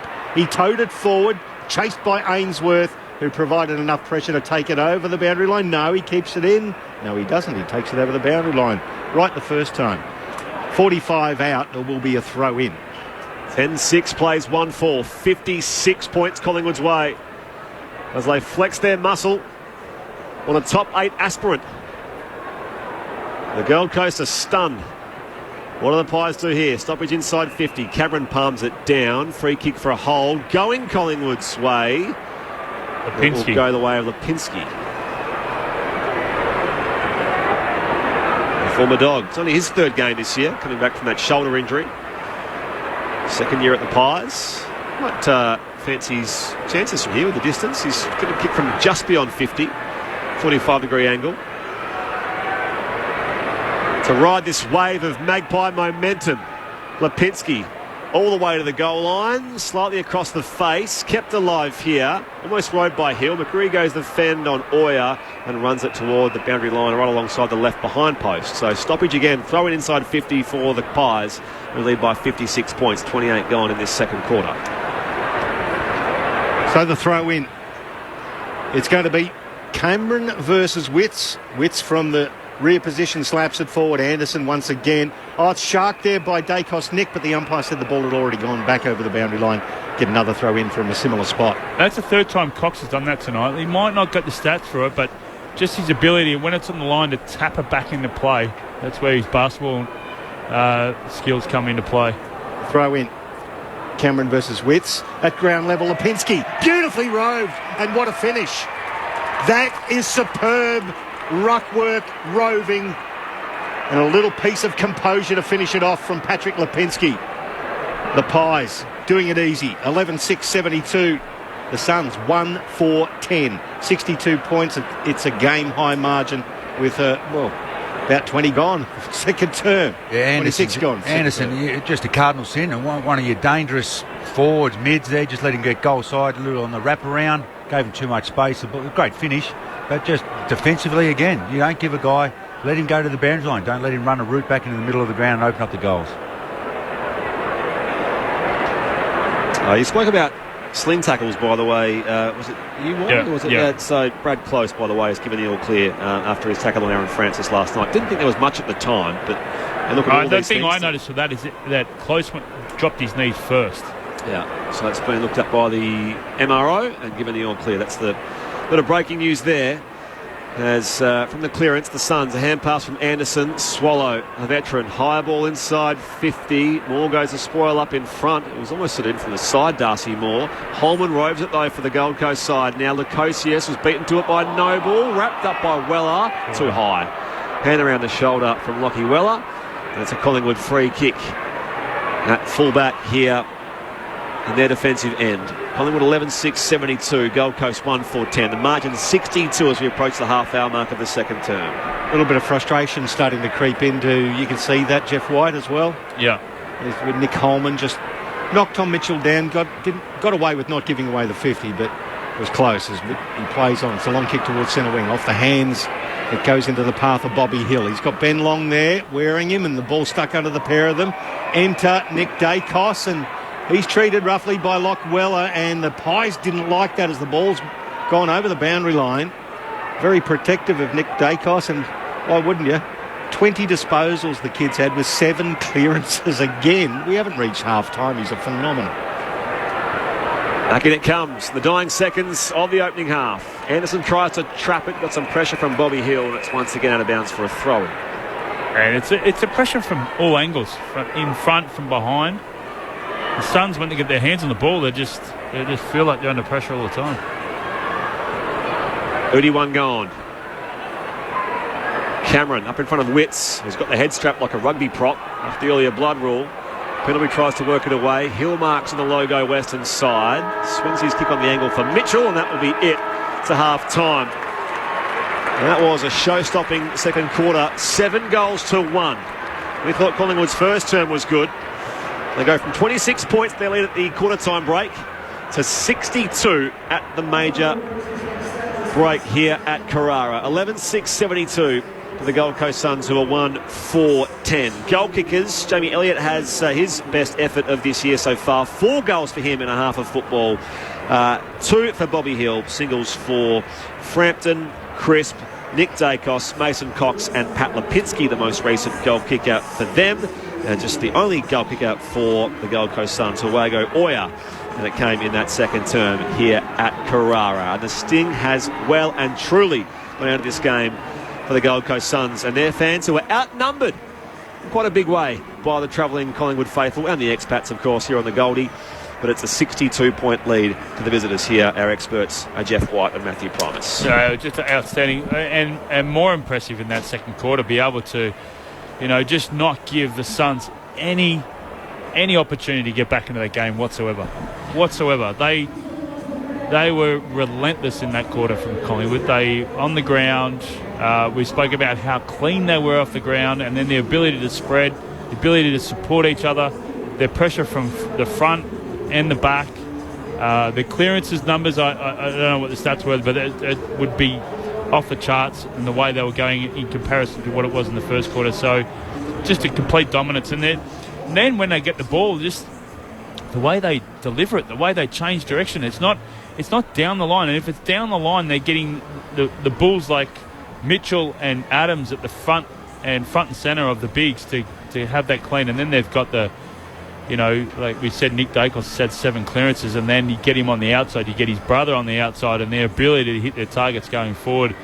It's just been a masterclass from Collingwood so far. It's a joy to watch, isn't it, Whitey? I think we've spoken enough about the Suns. They've just had their game plan taken away. That quarter, all the contest clearance stuff inside 50s went all the Suns' way. It's plus 16 in contested possession, plus 9 to 22 clearances. I don't think the Suns have been like that. Even when they've had bad losses, they are normally strong in that area. And 8 times they've gone coast to coast for 4 goals, which is, you normally concede about 2 a game, and about 10 inside 50s a game. They've already had 8 and 4 goals. So it is. I want to just talk about Collingwood. It is just a joy to watch how connected they are in offence and defence. The way they move the ball sets them up when they, as you mentioned a few times, Whitey, when they do turn it over on the rare occasion, they're set up beautifully behind the ball, because they just react once the ball leaves to their area, where the Suns are watching the scoreboard, or they're half concussed with what the scoreboard's doing to them. They don't know what to do. And it'd be an interesting discussion down in the Suns' change rooms there, because this game's obviously dead and buried, and what can they try and get out of it? Their game plan's been taken away by the Pies, but outstanding to watch. Yeah, they just suffocated them, and they've just given them no opportunity. The start of the game, they were trying to hit that 45 through the middle and trying to own the corridor, and we thought, at least they're taking a risk here, at least they're trying to attack. But the Collingwood quickly squashed that, particularly in that quarter where they owned the corridor. The set play that they had with Murphy and Darcy, that was from the point kick in, resulted in a goal, and just the speedsters like Bobby Hill and even Elliott's got pace. Like, they're just able to spread and create that space behind them, even if they're not used. They've had 23 inside 50s, the Suns, and they've kicked 1 goal. So 23 is a good number till half time. And the Pies have only had 32, which isn't an extraordinarily high number, but look what they're doing when they go inside 450. Let me tell you this. I was looking at the results from earlier. Adelaide beat North by 66 points. Isaac Rankin, 5 goals straight for the Crows. You look at the former Sun, of course, and as you say, not making the most opportunities up for the Gold Coast Suns tonight. By the way, so just on that, that win puts Adelaide, it reaffirms their place in the top 8. They're currently 6th, and earlier as well at Docklands, the Bulldogs beat Fremantle by 29 points. We'll bring you some reaction from that game.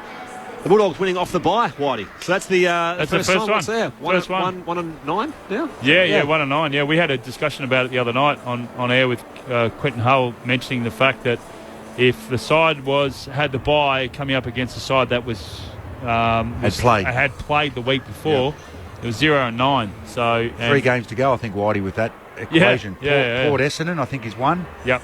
Yes. Carlton Hawks. And I think Melbourne and Giants. Melbourne and the Giants, So interesting to see how that plays out. 62 points is the margin here. Collingwood's way 11-6-72 plays 1-4-10. Thanks to Jeff White and Matthew Primus. And that does bring us to half time. So what a half of football from Collingwood. We'll get some reaction from that Bulldogs win coming up very shortly. Of course, as the boys mentioned, Essendon versus Port Adelaide still to come later on. And we'll preview that at 3/4 time here. But right now, at half time at Carrara, it's time for us to head to the ABC newsroom.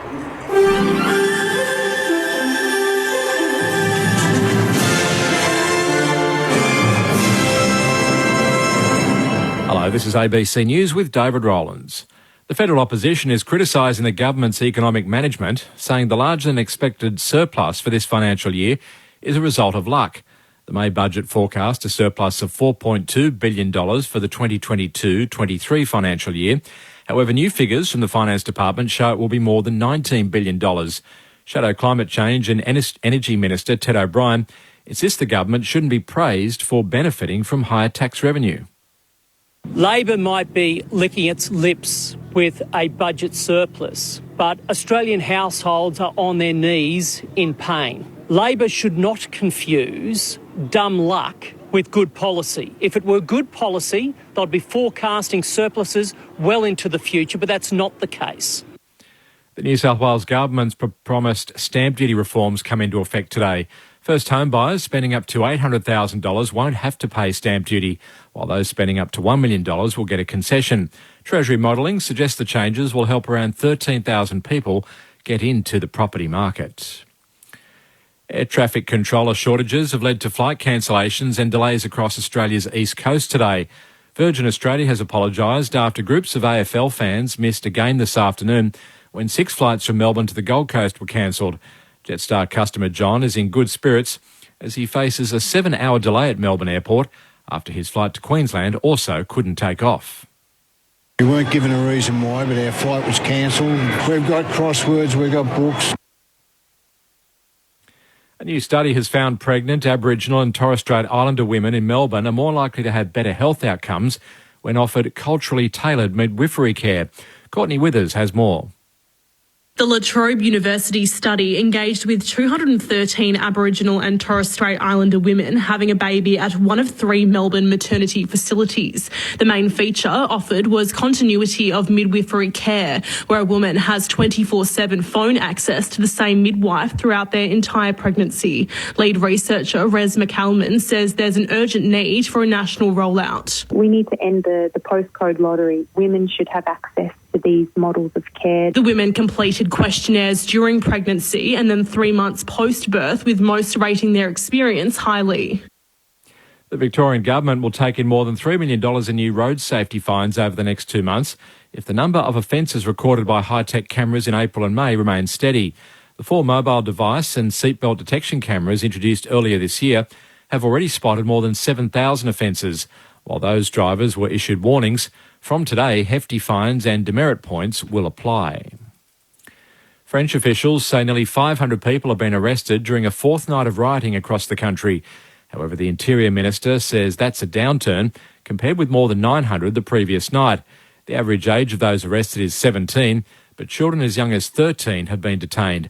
The disturbances began on Tuesday after police shot dead a 17-year-old. The European Space Agency's Euclid telescope is due to launch in the coming hours on a mission to map deep space. The BBC's Jonathan Amos has the story. If you ask a scientist to describe the contents of the universe, they can only properly do it for about 5% of what's out there. All the visible stuff, the galaxies, their stars, the planets, and us. For the missing 95%, they refer to a combination of dark matter and dark energy. Together, these phenomena appear to control the shape and expansion of the cosmos, but neither is directly detectable. By making an enormous 3D map of the universe, the Euclid telescope hopes to pick up some subtle clues to the true nature of these dark components. American actor Kevin Spacey is on trial in Britain over alleged historic sexual assaults. Prosecutors have called Mr Spacey a sexual bully during opening remarks. He's pleaded not guilty to dozens of charges over the alleged assaults of 4 men. The trial is expected to last 3 or 4 weeks. And a Canadian newspaper report says the country's tax office is investigating about 600 employees in a review of workers who may have inappropriately received pandemic benefits payments. The report says 20 Canadian Revenue Agency employees are gone from their jobs and more may depart. The Canada Emergency Response Benefit was rolled out in 2020 to offer support to millions who lost their jobs amid coronavirus shutdowns. The Revenue Agency has not immediately responded to a request for comment. That's the latest ABC News. For more at any time, you can download the ABC Listen app. The Australian goldfields were a tough place for women. But for these two sisters, This is a bloke's toilet. Well, your objection has been noted. it's a wealth of opportunity. So what's the plan? We're going to find rich, dumb husbands. Preferably old, so they die soon. If they can escape their past. Thomas, it's me. You are mistaken. I am from Paris. New ABC comedy, Gold Diggers. Eureka! Just kidding. Starts Wednesday, July 5 on ABC TV and streaming on ABC iView. Grandstand AFL. Now streaming every match on the ABC Listen app. Look for the AFL button. They play on quickly, the Pies. Oh, that's an aggressive kick from Howe. Straight down the middle to Moore. A handball to Murphy. He launched the bomb inside 50. Lipinski, spoiled, roving. Elliott, play on, goal. Oh, coast to coast. And Elliott's got 3 for the Pies. Now Pendlebury can rebound them off half-back with that reliable left boot. And now it's marked by Lipinski. Still running here is Frampton. In space, 65 out. Unguarded goal square. All the way for Billy Frampton. Welcome back, Billy. Back down the corridor here for the Magpies. My check off for Nick Dacos. He's in space. Goal side from 45. Nick Dacos, what a finish. His stocks are rising further still. The 2023 AFL season. On radio, ABC Sport Digital. and now streaming on the ABC Listen app. A stunning first half of football here at Carrara for Collingwood. 11 goals to 1. And they lead by 62 points over the Gold Coast Suns. You're with Brett Sprigg, Michael Price, Jeff White and Matthew Primus for the third of our 4 games on this Saturday. Get to those other results shortly. Meanwhile, around the grounds, other sports in the NRL earlier, Canberra beat Gold Coast 26 points to 22. It's in the first half, North Queensland leads the West Tigers 10 points to 0 in the NRL. And the Gabba turns rugby league mode tonight for the local derby, the Broncos and the Dolphins. Quentin Hull will bring you that. That's why he's not here, and that will be something to behold. The Broncos and Dolphins with the Gabba hosting, I think it's 3 games while Lang Park's out of action for the Women's Soccer World Cup. Of course, the cricket, can't forget that. We're about to resume, or resume in a couple of hours, on day 4 at Lords. Australia 2 for 130 with an overall lead of 221 runs on England in that second innings. And, of course, coverage continues on the ABC Listen app right throughout the night. If you're listening through some parts of Australia in the regions or on ABC Sport Digital, you'll get full coverage after the footy as well for the men's second Ashes test. With, of course, Kawaja on 58 and Steve Smith on 6. Day 4 getting underway later on. Earlier in the footy at Adelaide Oval, Adelaide beat North Melbourne by 66 points. I mentioned Isaac Rankin kicking 5 goals and Darcy Fogarty kicking 4. Taylor Walker kicked 3. And Harry Sheasel had the most disposals, 31 disposals in that game. That puts Adelaide now back up into 6th, so affirming their place in the top 8. And at Docklands, the Western Bulldogs beat Fremantle by 29 points. So winners off the bye, the Western Bulldogs.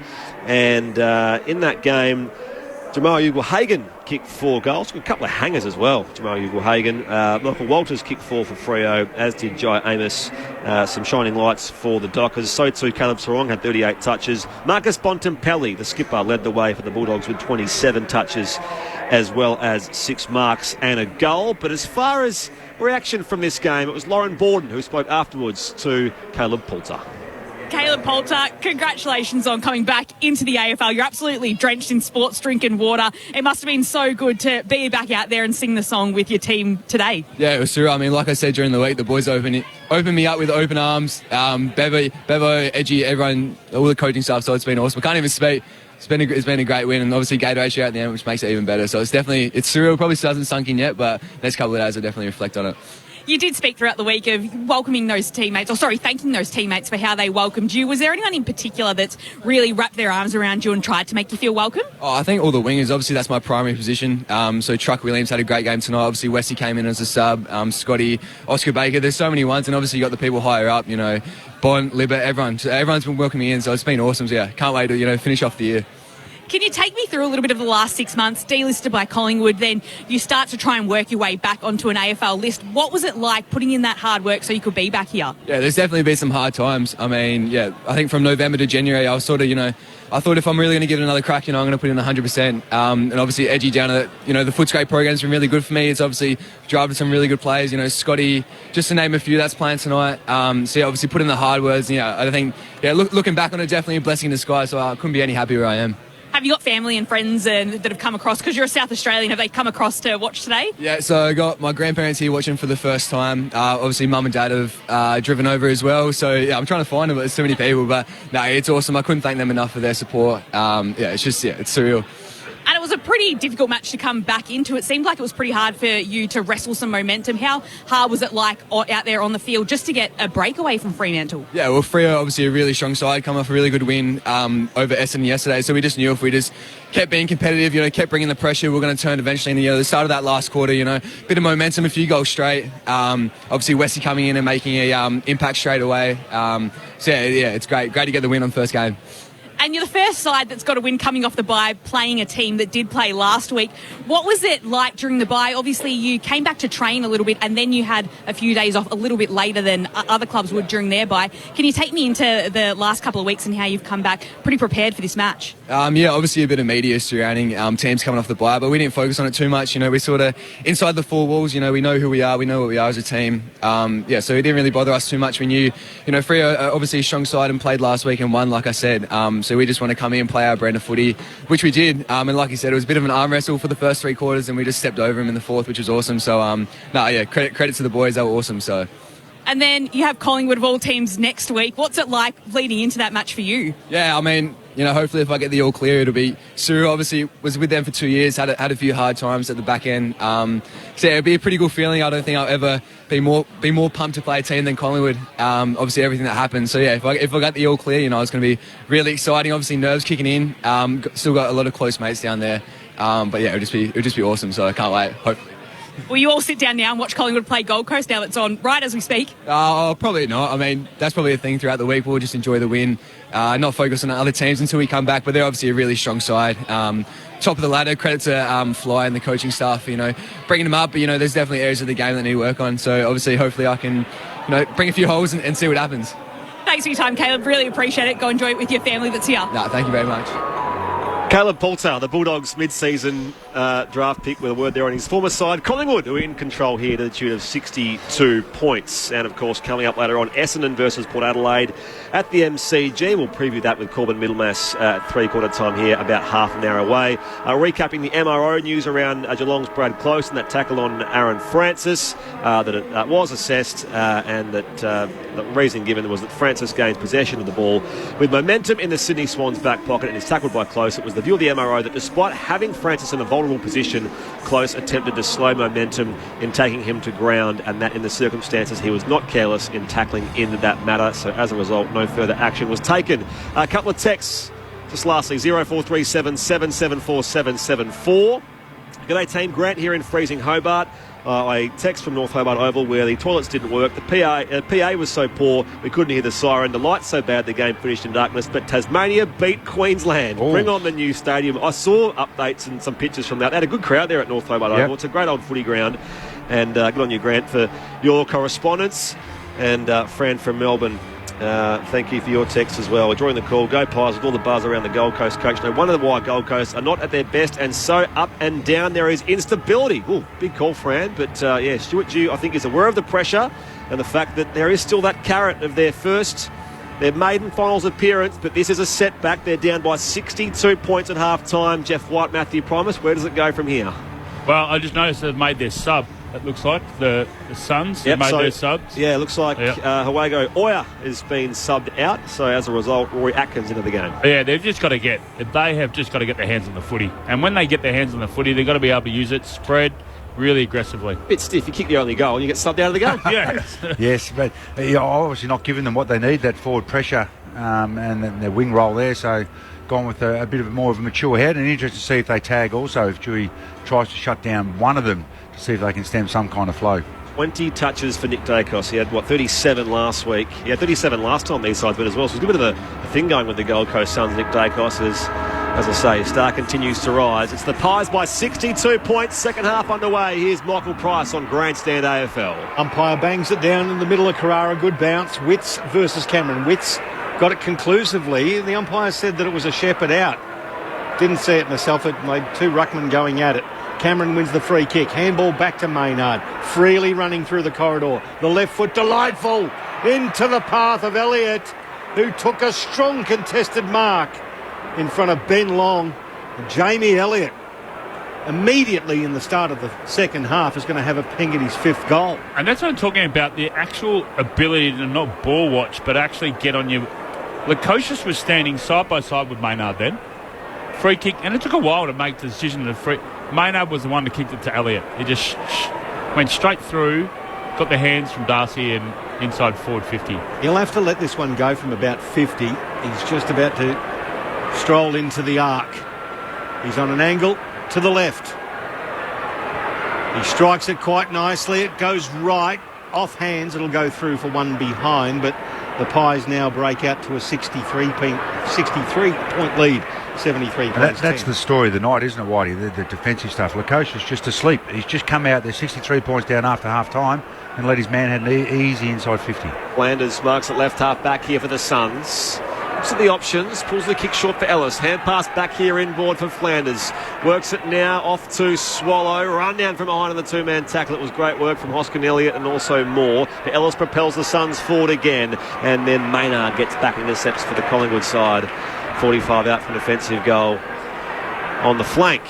Compared to that one, the pressure on Ellis's kick, which allowed them to intercept the ball, was chalk and cheese compared to the Suns' pressure. Margin of game high 63 as Moore just on the 45, a short kick to Will Hoskin Elliott.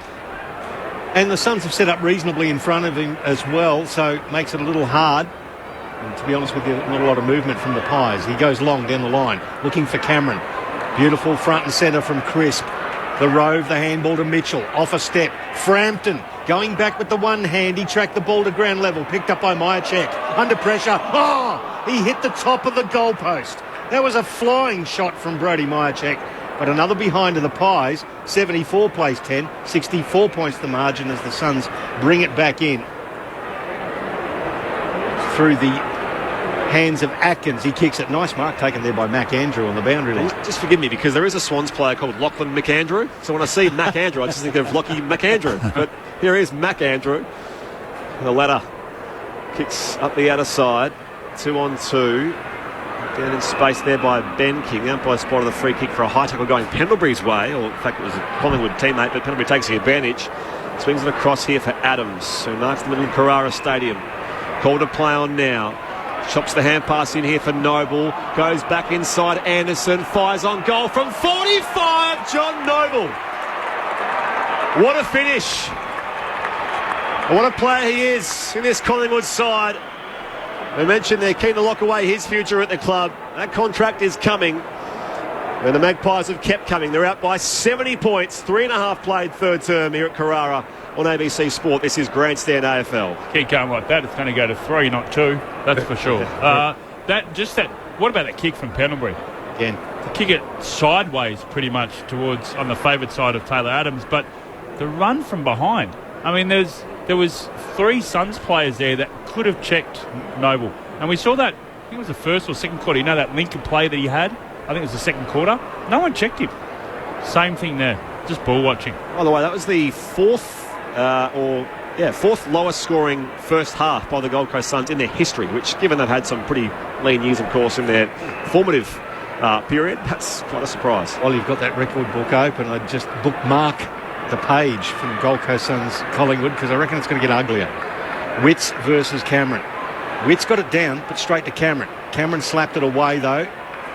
Now it's contested at ground level. Witts did well to get it to Swallow. Off a step, he kicks it to half forward. Casbolt in a good battle against Murphy, actually won out and gathered at ground level. He let loose the ball though. Noble, subterranean handball to Will Hoskin Elliott on the wing. He has a bounce, measures a pass. Beautiful.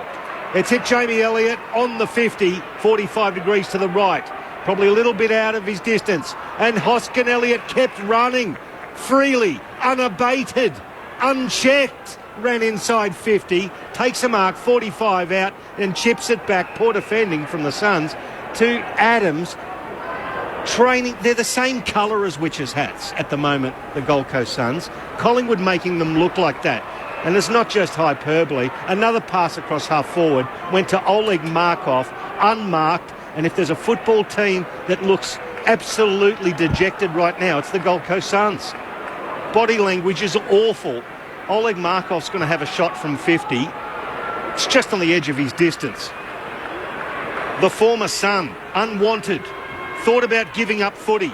Craig McRae said, have a crack at the Pies. He leans back. It's a beautiful kick. Inflicting more pain on his former club. Oleg Markov.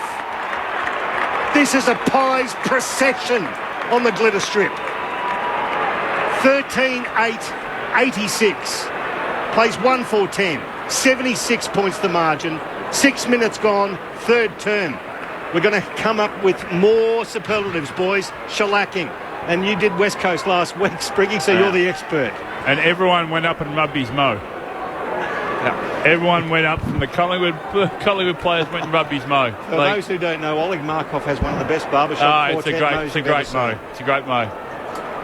It's just outstanding. And the setup, the way they set that up, Gold Coast, and you're talking, they were zoning grass. There was 3 players in the forward pocket of the Suns, and all the other Collingwood players were on the fat side.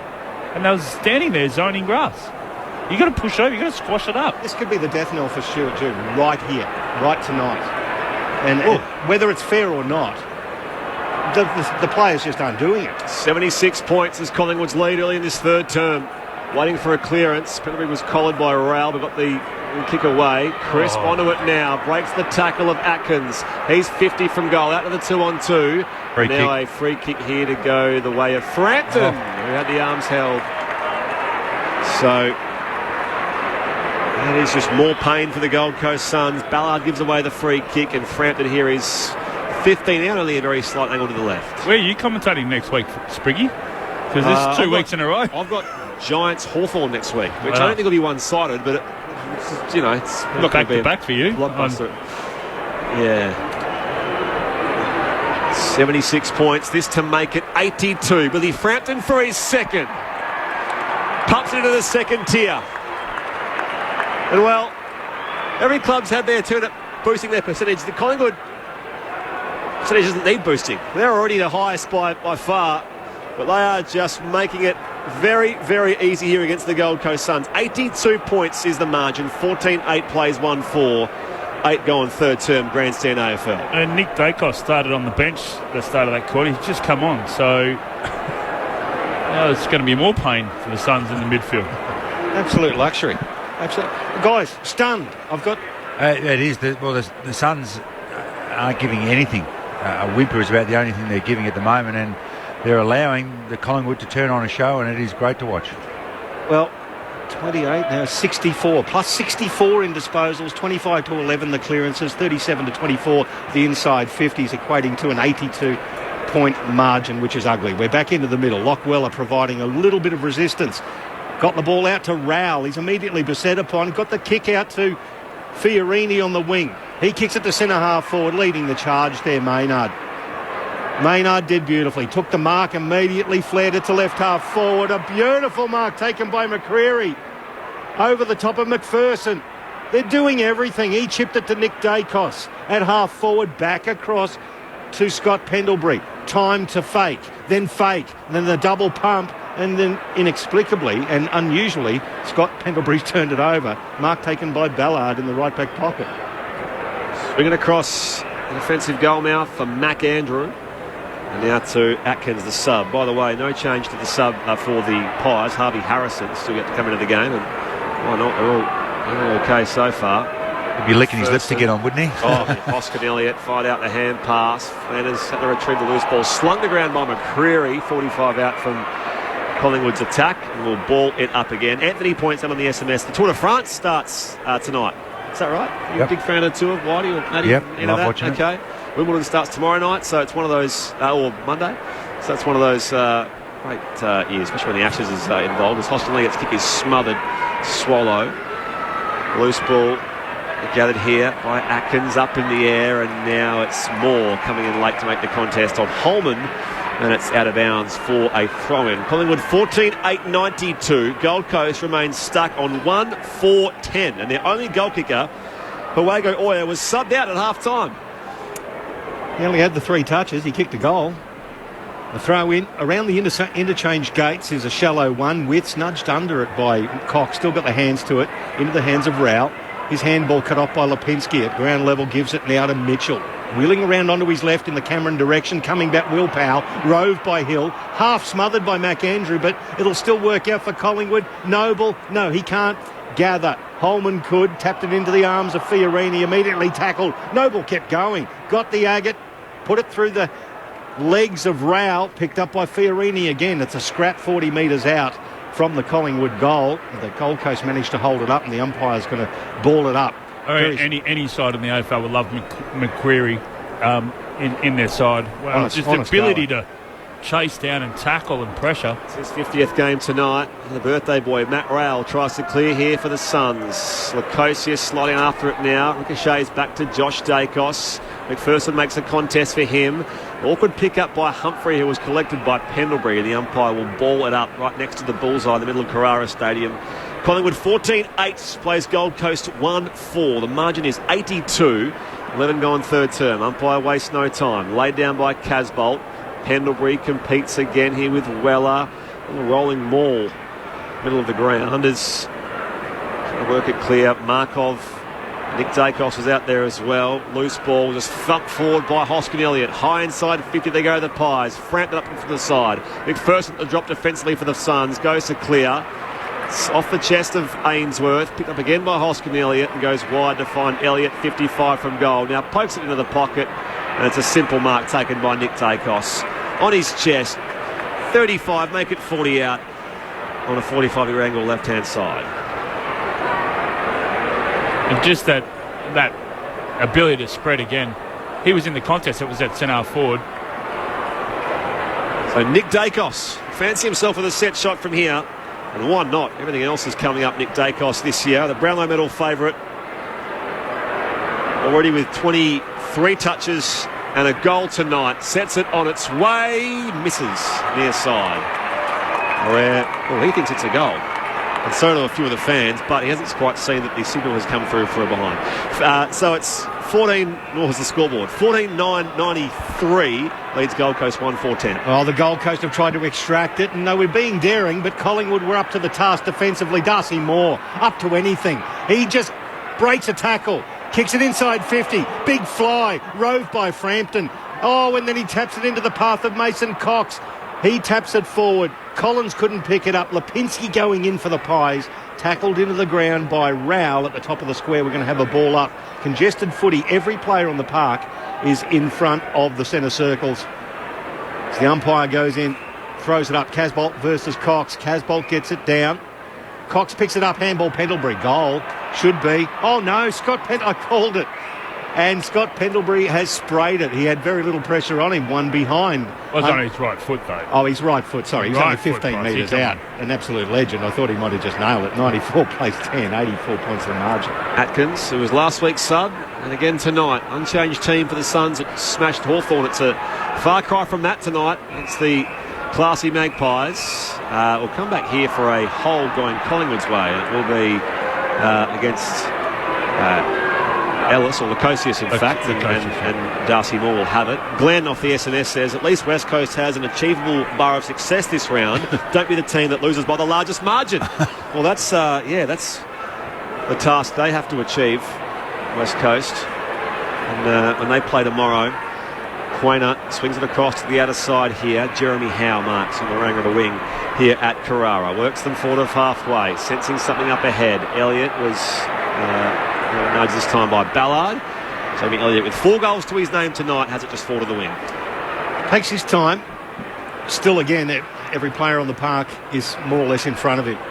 He's just forward to centre wing. He's actually signalling for some movement. He gets it from Cox, puts it in his direction. It went over his head. That's a mean feat. Roved by Frampton, immediately gets it to boot, kicks it out of bounds on the full in the right forward pocket. It will be free kick, and it's going to be taken by Will Powell for the Suns.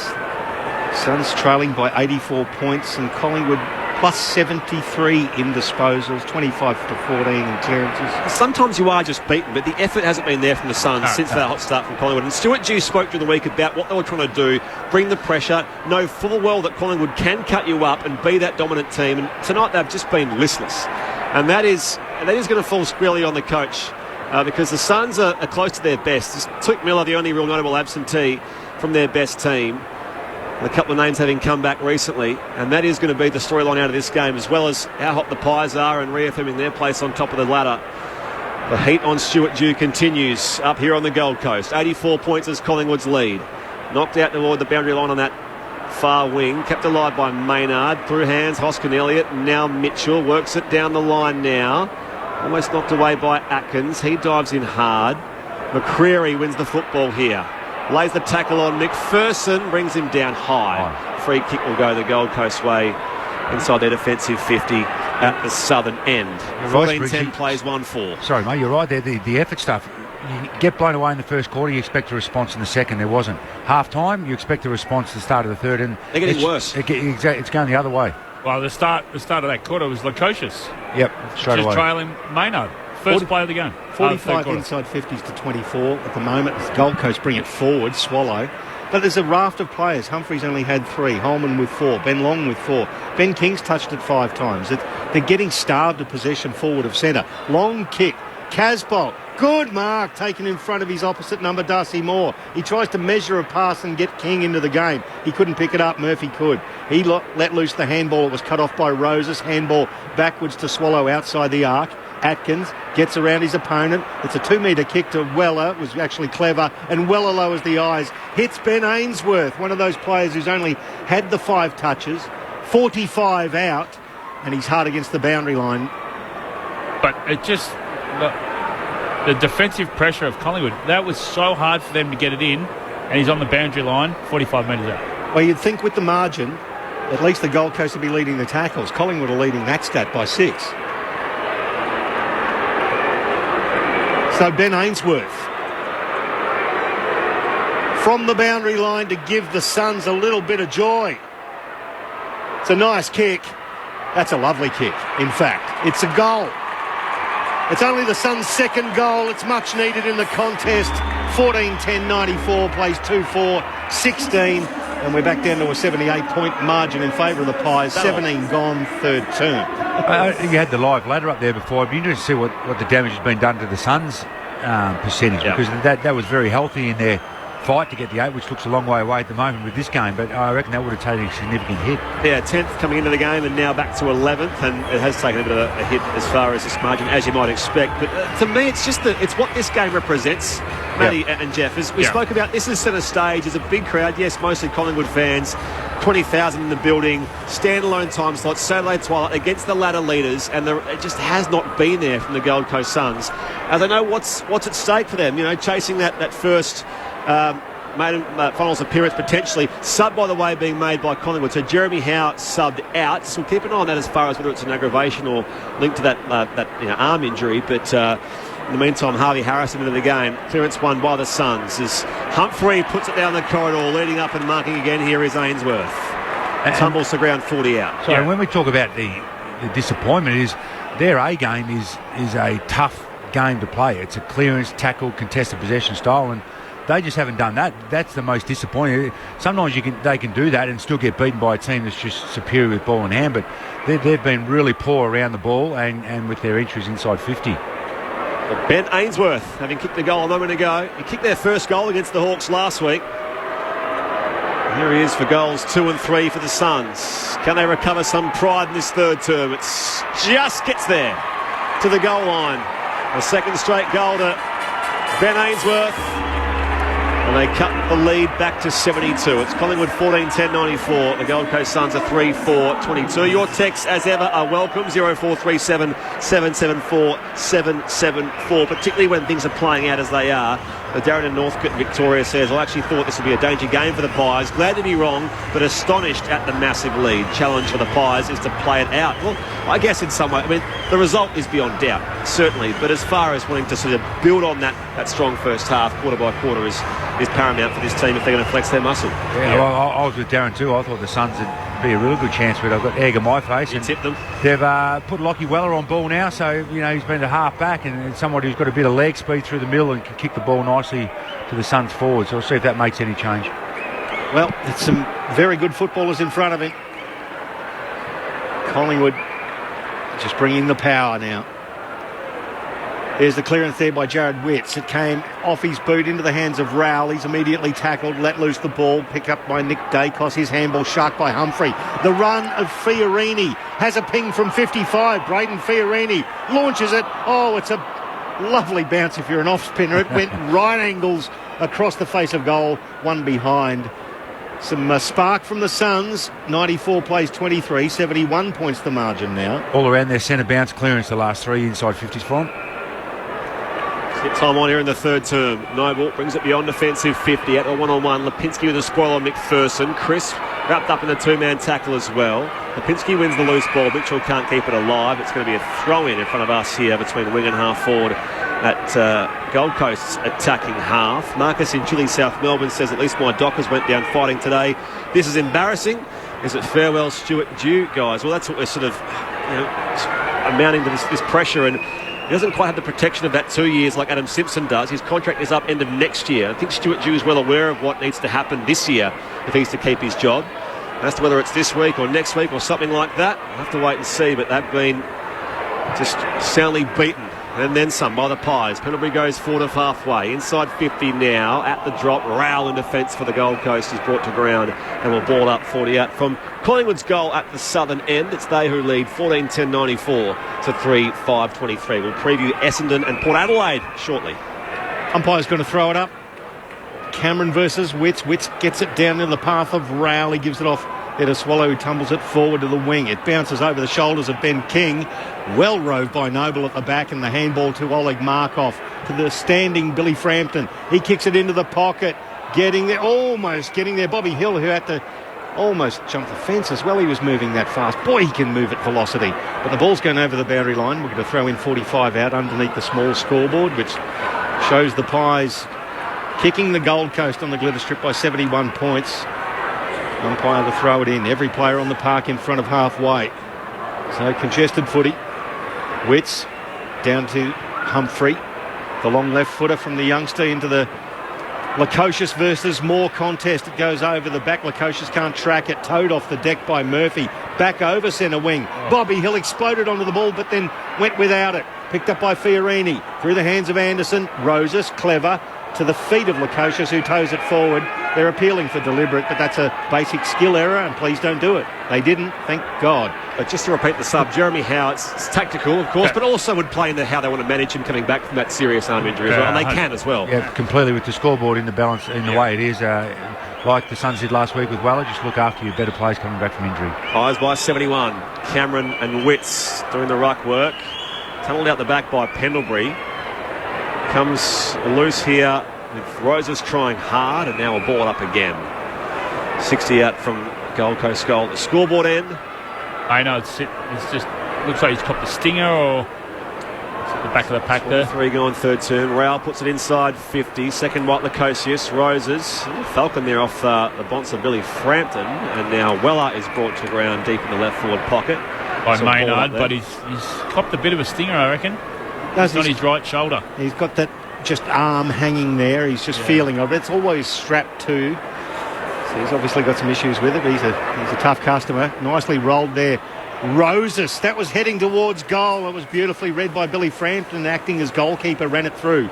4 are behind. So the Suns, that's 4 scores in a row, which is incredible. Hasn't happened so far. Quainer kicks out, finds Maynard. Braden Maynard had the fitness test, the shoulder concern, but passed that with flying colours. Showed no signs of discomfort tonight, or as any Collingwood player. Running start from Witts was slightly impeded there by Cameron. It's off hands over for a throw-in between wing and half forward in Gold Coast's attacking half. 70 points as Collingwood's lead. 14-10 plays 3-6. Great to have your company via ABC Radio, News Radio, ABC Listen App, of course, ABC Sport Digital. Here's Michael Price. Throw in right in front of the grandstand commentary box. Witts, Rowell, nicely Tap down to Humphrey. Off a step, he tumbles it towards centre half forward. Ellis had the set. He had to wait for it too, with Maynard bearing down. Courageous work. Took a chest mark right on the arc of 50. He's sort of signalling for the run past if he can get it, but chips it forward. Now it's going to be... 15. It wasn't the required distance. The mark was taken by Noah Anderson. Now, that's got to be 15 if he's marked it inside 50, but never mind. The umpire's going to ball it up right on the edge of the centre square now. Witts now tapped it down to Anderson. Off a step, he kicks it to the top of the square. Lukosius with the set. Couldn't quite take the mark. Collingwood up to it defensively, and they're going to hold it up 35 metres out from the Suns' goal. Rob from Perth reckons the Suns should have Damien Hardwick on speed dial. That's the other sort of narrative as well, as far as where he ends up next and what that looks like if he's available. I'm sure Gold Coast will be asking questions. Swallows kick goes high up and under. Holman crashes the pack. Pendlebury can work it away by a hand here. Lipinski assists as well, but he's pushed off the kick by Atkins, and it goes out of bounds on the full. So it'll be a Gold Coast ball from deep in the left forward pocket, 40 out with Braden Fiorini. You reckon, guys, Hardwick at the Suns? Well, Fiorini. Might be a long form answer as it goes up to the top of the goal square. Ben King at a running start. At the drop, Frampton almost dacked down there by Humphrey. And the umpire will ball it up again. I don't think they'll react off this one loss, which I know everyone will be up in arms, you should, but it's going to be the pattern of work over the next 6-7 weeks. And, they've got Port in Adelaide next week, so it doesn't get any simpler. Down to Rowell from the stoppage, who snaps, and the Suns find a quick goal. Birthday boy Matt Rowell pops it through for their fourth goal of the night. And they trail by 64 points. It's Collingwood 14-10-94. The Suns are 4-6-30, 26 and a half played third term. But this is obviously, they've kicked 3 in a row now. Where was this in the first quarter? Where was this in the second quarter? It's going through a patch of dead time, but it's, you got to show pride in that jumper. And so I guess what the Suns are trying to do now, the onus is on them. There's nothing that the coaching staff can do. They can do a few positional changes, but how much fight have they got in them? How much fight do they have? They're winning the clearances 13-7 this quarter, the Suns. Yeah, and that's their game style, isn't it? And they've been able to get that back a little bit, which has given an opportunity to hit the scoreboard. The Pies still leading the inside 50s this quarter, 15-7, and overall 47-30, and 63 plus 63 in disposal, so the Pies owning the Agates still. But the Suns, with the last 5 scoring efforts of this quarter, so it's a mini run. We're back into the middle. It's going to be a free kick pulled. It'll go to Darcy Cameron against Jared Witts for a Shepherd. Matt Primus, Jeff White, two great ruckmen. Tell me, for he's putting sake. his hands out when he goes up, so he knows he can't compete against him in the air, so he's trying to negate him when he's trying to go up. That's Jeff White. Great explanation. Thank you, Whitey. Ball kicked inside 50 for the Pies. Ballard's pushed his opponent in the back. No. Will Hoskin-Elliott went for the big dive, and I thought it was there. But Ballard takes a defensive mark. Pies fans don't like it. He chips it forward, and now Noah Anderson takes it. Taken plenty of those this year, Charlie Ballard. Anderson plays on from defensive 50. Heads away through. Pressure comes from Mychet. Goes by hand though to Swallow. He can just flare it wide to the outer logo for Ellis. Settles it for a moment here. Pies by 64 as we approach 3/4 time. The former Tiger Ellis tumbles it inside forward 50 on the half volley. It was an awkward pick up for Ben King. Left it behind for Matt Rowell, who breaks through Mitchell. Now snaps on goal for a second straight goal. That's 4 in a row for the Gold Coast Suns in this third term. A second for Matt Rowell, and they've cut the margin back to 58.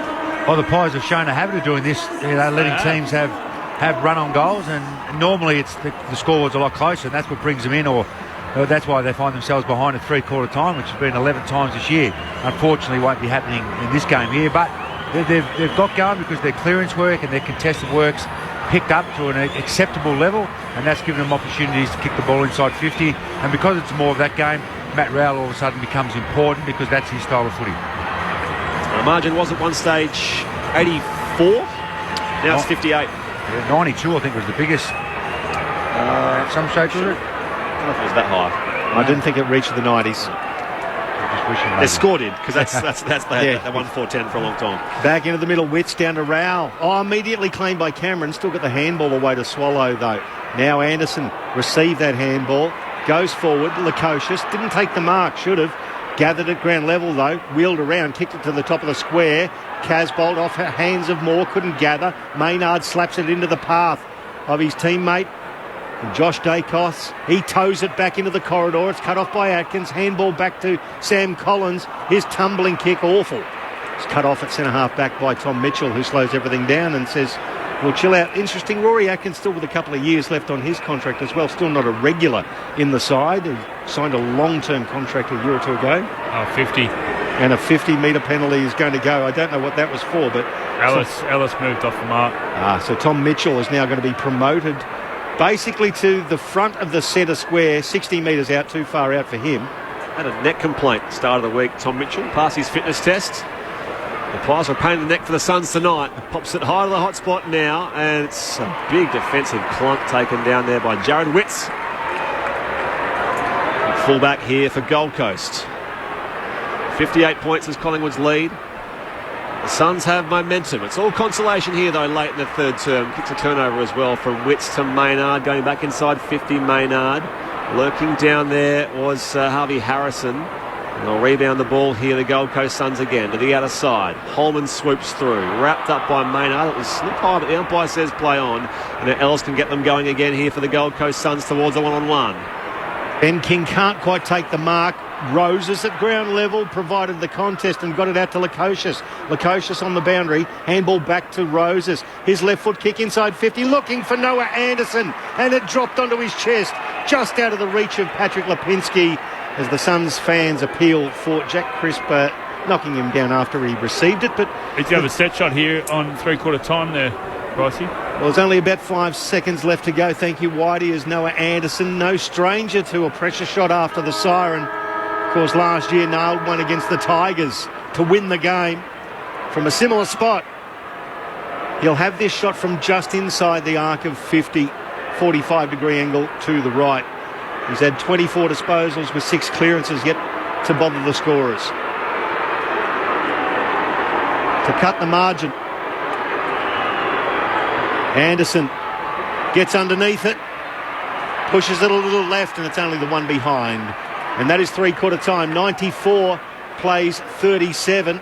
It's a 57-point margin at three-quarter time in favour of Collingwood after they led by 62 at half-time and 26 at quarter time. 9 different goal kickers for them. Elliott has 4, 2 each for Hill and Frampton. Singles for Noble, Markov, Lipinski, Nick Dacos, Jack Crisp and Mason Cox. Meanwhile, for the Gold Coast Suns, Matt Rowell has 2, both in that third term. 2 for Ainsworth and 1 to Hawago Oya, who has been subbed out. It's the Pies by 57 points at the final change here at Carrara on ABC Radio, News Radio and by the ABC Listen app. You're listening to Grandstand AFL. With the ABC Listen app, you can take the footy with you wherever you go. Off to walk the dog? Take the footy. Going camping? Take the footy. Picnic in the park? Take the footy. ABC Sport's expert coverage of the AFL. Incredible grab. And the NRL. Every goal, try, mark and tackle. Live and commercial free. So whatever you're up to, take the footy. Take the footy with you on the ABC Listen app. Grandstand AFL. Now streaming every match on the ABC Listen app. Look for the AFL button. Adams, who marks the middle of Carrara Stadium. Called to play on now. Chops the hand pass in here for Noble. Goes back inside Anderson. Fires on goal from 45. John Noble. They're the same colour as Witches' hats at the moment, the Gold Coast Suns. Collingwood making them look like that. And it's not just hyperbole. Another pass across half forward went to Oleg Markov, unmarked. And if there's a football team that looks absolutely dejected right now, it's the Gold Coast Suns. The former Sun, unwanted. He leans back. It's a beautiful kick. Inflicting more pain on his former club. Oleg Markov. This could be the death knell for sure too, right here, right tonight. And whether it's fair or not, the players just aren't doing it. The 2023 AFL season. On radio, ABC Sport Digital. And now streaming on the ABC Listen app. Three-quarter time at Carrara, where despite some late momentum to the home side, Collingwood are in control to the tune of 57 points. Up next, we're off to the MCG for Essendon and Port Adelaide, and Corbin Middlemass leads our commentary team there. Corbin. Thanks, Briggy. It's 11 degrees. It is a cool night. Showers have been clearing throughout the afternoon, so we're not expecting any rain during play, which is good news tonight at the G. It's a standalone Saturday night fixture for Essendon and Port Adelaide. The first time that the two teams have played at the MCG since 1998. Would you believe? They actually christened Dockland Stadium way back in the year 2000. It was the first ever fixture at that ground, and when they played in Melbourne since, it's traditionally been across town. So the MCG tonight, the stage of Port Adelaide, the hottest team in footy on an 11-game win streak up against the Bombers, who are trying to defend their spot in the 8. There is no late change for Essendon, which means Dylan Shiel is the sub, somewhat surprisingly, coming back from a foot injury. Meanwhile, for Port Adelaide, first Junior Rioli was in the team. He was replaced by Josh Sin. Sin's now out.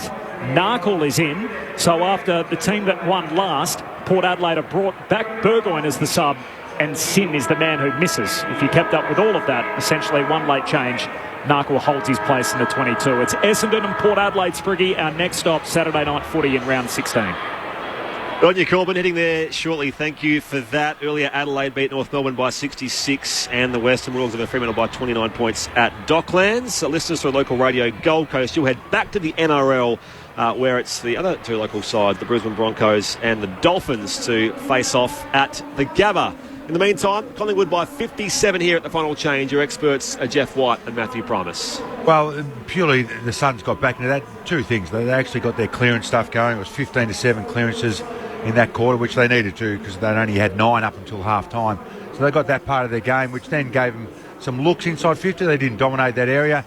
And also the intangible, which you can't give a stat for, but the Pies' pressure definitely dropped off. You know, not only around the ball, but their defensive stuff. The Suns did some nice kicks, but it was more the Pies got a bit comfortable with the scoreboard, and for the last 10 or 12 minutes, their intensity dropped off, and the Suns made them pay. So last quarter, whether the Pies can get back to the level they did in the first half, or the Suns can keep adding some more respectability to the scoreboard. Yeah, and I think that's one of the key messages they'll speak about at three-quarter time, the Pies, about the ability just to stop the momentum of when sides get a run on. I think we spoke about Adelaide got a bit of a run on last week, and so that's something they need to improve on, something they need to actually, they're getting their hands on the ball. They're winning that. There's not an issue at all, but maybe just getting to the point where if the side gets 2 or 3 in a row, let's just get the ball. Let's get them to chase us. They're such a skillful side. They just chip the ball around, get them, wear them down, you know, gain a little bit of, get the momentum going back in their way. So, and I think that would be a real learning curve for Collingwood. But apart from that, it's been an outstanding night for them so far. Playing on a crowd figure as well, which we were hoping upwards of 20,000 and potentially a record crowd, but there are a few pockets of empty seats, and I know that's because that, as I say, the AFL's official airline partner let some Collingwood fans down and left them stranded in Melbourne. But in the meantime, they'll be happy with what they're hearing and seeing with this 57-point lead, albeit it's been cut back by the Gold Coast Suns. Can the home side roll on and at least do something for consolation here in this final term? It's underway now. Witts wins the clearance. Down towards half forward, off hands of Casbolt. Pendlebury's hand pass picked off here by Lukosius, who fires on goal, and it hits the left behind post. So it's the right idea from the Gold Coast Suns, trying to find that attacking thrust and keep it going in this fourth term. It's just no change to our three-quarter time score, out of bounds on the full Collingwood ball. So Nathan Murphy, right back pocket, lengthy kick to halfback looking for Cox, off his hands. Chris Brove beautifully tumbled it towards the wing. Ballard gathers nicely, immediately looks into the corridor and turns it over. That was an awful kick, but Bobby Hill dropped it, towed off the deck there by Will Powell and cut off by Markov, playing well against his old club too. He gave it to Nick Dacos, playing pretty well himself at 26 disposals and 8 clearances. Now he flares it out just beyond centre wing to his brother Josh. Another 20-metre pass. Markov's run on, uninhibited. And he's taken the mark 70 from goal. He's looking for all options. He sees one. He honours the lead there of Crisp, who ran on. Crisp has taken it on the 50. Now it's probably just out of his wheelhouse, but he's pointing and making gestures towards the top of the square. Delivers the ball in that direction. Hoskin Elliott with some superb body work against Brandon Ellis. How about that? He was out of position and still took the mark 30 out directly in front. He's got that ability. When you can jump in the air and you've got, like Hosk and Elliott can, you actually sense when they're coming, so you just jump early so they give you that little sit. It's perfect. Oh, he took that beautifully. Comes in from 45 and misses to the left. Just on Markov, he's a great pickup for Collingwood on the half-back line. Their work rate, he just creates so much work and so much energy, so much space and leverage going forward. Powell kicks out from goal here for the Suns. Gives it a whack toward the western wing. Out to a 2-on-2. Cox up in front. Down to Crisp, who left Ainsworth in his wake. Crisp still going here. Hand pass to Josh Dacos. Overcooks the kick slightly here for Quaynor. Has to go and retrieve it now. Quaynor gets the hand pass, though, tidily off to Noble. And now Frampton running by. The two Blondies combined. Going inside forward 50. Mac Andrew back with a flight. Out the drop, though. The hand pass comes from Lipinski to Harvey Harrison. He's got options off half forward. Hospital was one of them, and Ellis got there first. And now Mychek pouncing the loose football here for the Pies. All the way back here for Noble. He'll retreat back to the wing for Frampton on the outer logo. It's the Pies by 58 points. So Billy Frampton enjoying his time at the Pies. Comes into the corridor. Chips it to Darcy Moore. Phenomenal figure. His 16th disposal. The quarterback and the director of traffic. Comes in, launches it. Cox had to check his run, and that allowed Ballard to float in front of the pack and take a nice intercept mark for the Suns. He's very good in the air, Charlie Ballard. He was tested earlier against Jamie Elliott when the ball hit the deck. He gave it to Atkins. Atkins takes it further out to left half back to former Tiger Brandon Ellis. He wants to play on. He goes long. Lukosius direction. Who wins out? Boundary line or Lukosius? Lukosius took boundary line. It's out of bounds on the full. And Collingwood will play on through Frampton and Dacos with disposal number 28, if you don't mind. Now, full-time midfielder, Nick Dacos. Or so it seems. High ball towards half forward. 2-on-2. Slap down here into the path of Crisp. She has a hand pass to Pendlebury. It was a little awkward there by hand as the Gold Coast defence wanted some pressure on Mychek. Bursting away again here, Atkins. Gets away from Pendlebury. Good pace. And now kicks here into the bullseye for Holman. Runs on it now from pressure from Murphy. Slaps it away here. It's with the legs of King. Turns tackler on Quaynor. And the Pies win the football again through Isaac Quaynor. Back to the 2-on-1. Bounced off the chest of Harrison. Shares it now with Noble. Forward of halfway. Fires it by hand back to Nick Dacos. Goes searching inside forward 50. And Elliott leads to the pocket. And takes the chest mark. 35 out. What a kick. What a kick. He had got a handball receive. I think it was Noble outside him, but he just backed his kick. It was just a bullet on his chest. Off one step, mind you, too. Full pace. It's only very early in this final term. Collingwood can recover some momentum here. Jamie Elliott's kicked 4 goals so far tonight, all of which were in that first half. It's a good set shot kick as well. He crosses the boundary line in the right forward pocket. Same place from where Ainsworth nailed one earlier. It's across the face this time though for the Pies, and it's a minor score only. 14-12-96 for the Gold Coast Suns, who are 5-7-37. Seeing the images there of Jordan Nagoe waiting. He's down the race somewhere. Looking dejected. He's back next week, Jordan Nagoe, Pies fans. I'm sure they're well aware of that. 5.5 gone final term. It's not bad when you're at your opposition home ground and your star player who's not playing gets a round of applause and a cheer that goes across the crowd. It's amazing. They bring it to the Pies fans. They bring the atmosphere, and boy, if their team brought the heat tonight, they are torching the Suns. So Will Powell, he's got it at centre half back. There's really not a lot of movement in front of him. He tries to pinpoint the pass to Ainsworth. Josh Dacos read it from 50 metres away, sprinted, got a fist in, pushed it over the boundary line right in front of us, and we will get a throw in. And a couple of Collingwood players run the extra 50 to 100 metres to get to him, just to pat him on the back.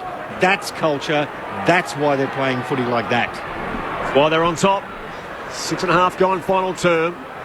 It's a free kick here for a high tackle going Gold Coast's way. It was Flanders who was dealt with. Well, takes the advantage. Now Swallow paid the mark on the wing nearest to us western side. 59 points the Collingwood lead. Call to play on now, Dave Swallow. Straightens up, high ball inside 50. Casbolt crashes the pack. At the drop, Weller brought down by Murphy. The umpire says holding the ball, saying he had prior. That's a bit harsh, that one. Ran straight underneath to Murphy. It wasn't a lot of time he had, but nothing else. He sparingly throws the ball back to Murphy as Nick Dacos brings it beyond defensive 50. He was put down after the fact as well by Weller. And that'll be a 50 or a free kick downfield here for the Pies. Yeah, that was a frustration 50. You were watching the play, Spriggy. I was watching Lockie Weller make a beeline. As soon as he got rid of the ball, he dropped him like a suitcase. Now Collingwood bring him back into the corridor. John Noble, that's 52, should it be? Roses knocked the ball, fair dinkum out of John Noble's hands. Anyway, he gets away with it. Very fortunate. Noble now. How does Nick Dacos get 30 metres by himself at left half forward? I watched him work and no one checking him, no one running with him. He's dead set got a stink. Nobody will run near him. From 80 metres, lace out to Cameron. Nicely controlled down to ground level. Beautifully rowed by Anderson and got the handball to Powell. He's tackled. He's gone. He's holding the ball. He even got lifted up in the air to show the umpire. The ball is stuck to me, but Bo McCreary, you mentioned it before, Jeff White. The guy has got a work ethic and he's as tough as old boots. He's got the free kick and he 45-degree angle to the left, outside 50. Might just be out of range.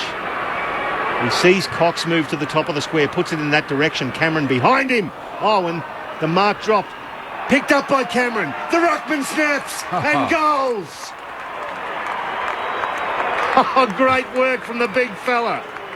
Collingwood get their 15th. They've cracked the ton. 15-12-102 plays 5-7. 37, 65-point margin in favour of Collingwood here at Carrara. I'm not sure how, I don't think he was sure how the ball ended up in his hands there, Pricey. The ball was kicked in nicely there. It was a massive pack here. He thought it went over the back. I think Mychek was the one who tried to take the hanger. Ball just fell on his lap from a spall and whacked on his left foot. Collins. Looked like Collins had the mark and he dropped it. He just dropped it. Took it off when he come down, it's dropped straight in Darcy's hands. I know you've got sympathy for the pitfalls of State League footy, Matt Primus, but I've just been handed a scoreboard which is from the WAFL, and East Fremantle have beaten the West Coast Eagles seconds, and this is obviously playing into why West Coast is so bad they lack a depth. 33-17, 215 to 4-7-31. So there you go. And Matty Primus said that East Fremantle are fifth on the ladder. Yes, so it's not as if they're playing one of the top teams, I'm well aware of that, where the Sharks are. Boy. Here we go. 65 points is the Collingwood lead here, meantime. Gold Coast win the clearance. McPherson didn't know they were fifth though, I must admit. Will Powell marks on the wing. Yeah, that's dire, isn't it? I think they've got two of their listed players, and then because of those rules, where their top-ups come from is a lot longer, lower level below the VFL. Mac Andrews shrugs the Mitchell tackle. Kept going here for Anderson. Picked up the loose ball. It was pressure, though, coming from Markov. Numbers in defence here in black and white jumpers. Murphy and Cameron, the goal kicker, and now Noble.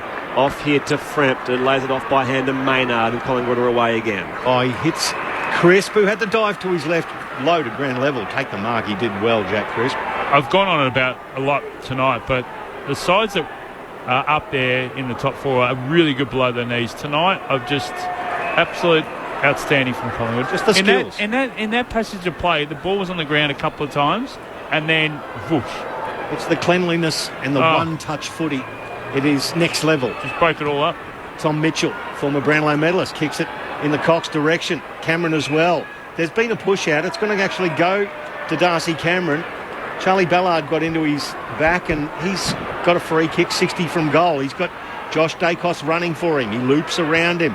The long right foot kick to the goal square. Mychek in front, fisted away there beautifully by Sam Collins with the Dan Mattingly hair over the boundary line. It's going to be a throw in the left forward pocket. Crowd, by the way, 22,483 in the building, which makes it the third biggest crowd at Carrara ever.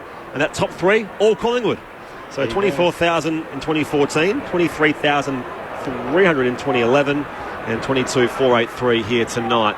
As I say, a couple of Collingwood fans, or potentially 1,000 or more, were left back in Melbourne due to an airline disappointment as Elliott can snap here from 40 out. One for the thumb, Jamie Elliott. Collingwood back out by 71. 16-12, 108 to 5, 7:37.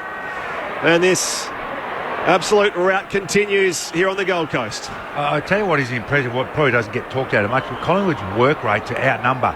So, White, you mentioned the ball on the ground, but their handballs, I don't know how many they've had probably 200 handballs tonight or something, but their ability, every time somebody's under pressure, there's an outlet. And that's only purely based on mids going back to support their backs, mids going to support their forwards coming up the ground. It is really impressive, their work rate. 148 to 86 in the handball department. They're plus 62 in that, and plus 15 in the kicks. Yeah, it's great to watch their effort to outnumber and always give an outlet to the teammates.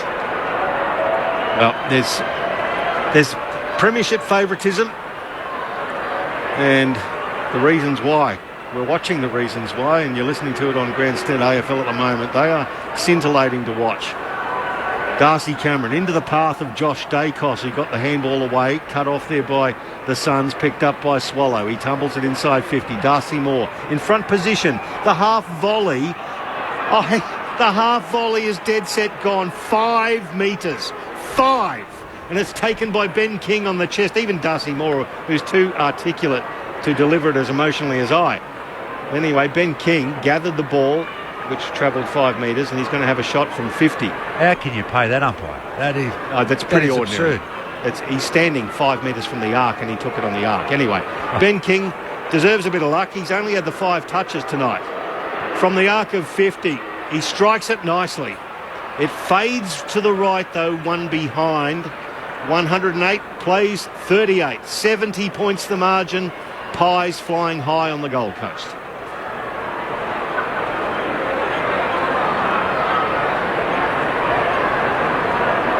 It's done. Seen a few fans head to the exits, get a head start on things at Surfers Paradise or something like that. If you've ever had to travel the M1 Spriggy, you'd be doing the same if you could. Well, yeah. Well, if you're a Gold Coast local, absolutely. I'm thinking some of the Pies fans might be just go to the casino, Spriggy, I reckon. Quainer thumps it long toward the western side here. It's off hands for Lipinski. Plays on now towards his attacking flank, but coming out to take the chest mark is Will Powell, who's been among their best tonight. He's had plenty of the football by virtue of the fact that it's been down there a lot. Will Powell, 22 touches, 7 marks for him as they swing it across the half-back line here at the Suns. Short kick from Ballard to centre half-back. Fiorini on the angle now for Atkins, who can wheel and go. Forward of halfway with Holman. Pies by 70. Can the Suns find one here? Holman goes high inside. 15. Darcy Moore, strong grab. Watched it through the air, back into the pack with no real concern for his own safety. Takes the mark and plays on quickly here across the full-back line now for the Pies. Great call, Spriggy. No concern for his safety there.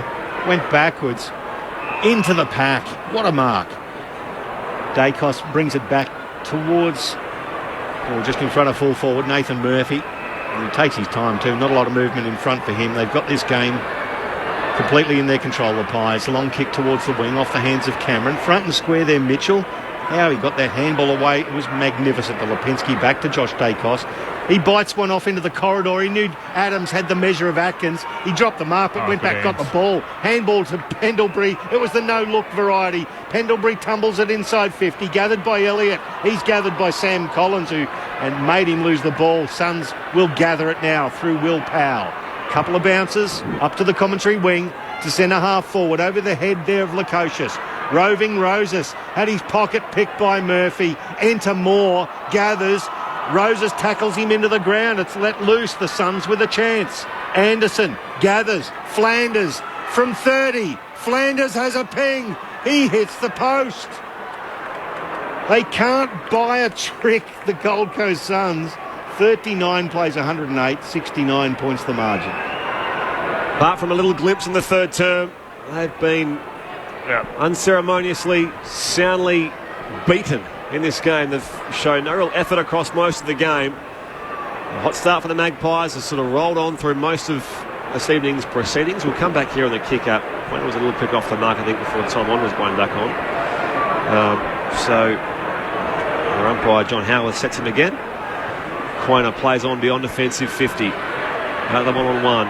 Mac Andrew from behind on Cameron. Out the back goes swooping through Bobby Hill. Has room to bounce on the wing. Now a second bounce. Nick LeGrand style. Gets the hand pass off here towards Myercheck. Sends it across the face of goal. Mason Cox with the fingertips. Couldn't quite reel it in. Ballard gathers here in defence for the Suns. Gets it away here for Long. Hand pass off now Rowell. They can rebound. As it arrives to Fiorini, he can just flare it wide to left half back where it's marked by McPherson. Bit unselfish there, Brody Myercheck. I thought he was well entitled to have a ping himself. He tried to put it to the right side of him, but it was a bit too low for him. Noble. Oh, great spoil. Killed the contest. Fiorini waiting for the ball smashed over the boundary line. On the Nerang River side. He's been brilliant tonight, Noble. He's dashed from the half back, him and Markov. 26 great balance. Yeah, 26 disposals, Whitey. Off the half back line, off half back line. And to think the ball's been forward of centre majority of the time. Both Maynard and McCreery getting attention on the bench. So Collingwood bench now down to 2 officially. McCreery is trying to block. I think it's a cork. So the throw in the outer side. Atkins, the sub, comes back to Anderson. It's a long kick inside 50 for the Suns. Off hands Quainer. Beautifully done. Roved his own ball. Sweeping handball off to Nick Dacos for disposal 33, which is perfect. Lipinski gathers. He's tackled immediately though. He's buried into the arc and the logo on that arc, and we'll get a ball up. Speaking of backs, Pricey, Quainer would have had a pretty good game too, numbers-wise. He's certainly been identified pretty early on how good his run and carry is. 23. Yeah. And interesting too, Tom Mitchell, 28 disposals, but he's had 600 metres gained. Not usually his go, the long distance. 69 points is Collingwood's lead. From the stoppage on the outer side, Lipinski brings it away, shares it with Nick Dacos. That's possession number 34 for him.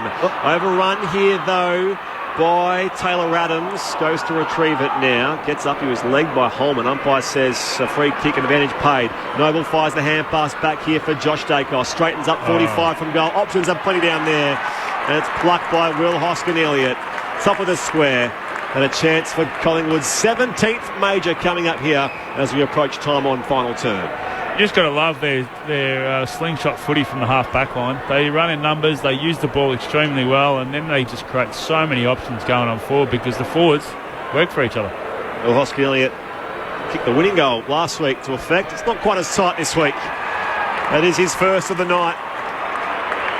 17-12, 114 the Pies. The Suns are 5-9-39. Margin back out to 75 Collingwood's way. And there's confirmation of the attendance, 22,483 here. The third biggest Gold Coast Suns home crowd at Carrara ever. And all those top 3 involve Collingwood. Yep. That's someone said on Twitter then, when it's Collingwood going to sell it as a home game because of the numbers. Well, they do. Well, a lot of people whinge about, Collingwood get this, Collingwood get that. They bring it. Yeah. They bring the thousands and passionate thousands. And that's a disappointing thing, isn't it, Pricey, the performance from the Suns today? Because everyone wants to play against Collingwood. Everyone wants those big blockbuster games. You've got to bring it when they bring it. Yeah. Back into the middle. It's towed forward by Darcy Cameron, tracked back by Matt Rowell with the flight. Couldn't quite take it, but he's still battling. Handball back to Noah Anderson, who's battled on. This is his 34th disposal. Kicks it forward, off hands, Darcy Cameron Rose. Handball back to Frampton. He tries to measure a kick. It's cut off by Ellis. Back into the corridor. There's a chance. There's a couple of Suns. One of them's Bailey Humphrey who gathers. Handball to Jared Witts. He looks left. Finds somebody he likes in Lukosius. Now he's 60 from goal. Why not have a ping, son?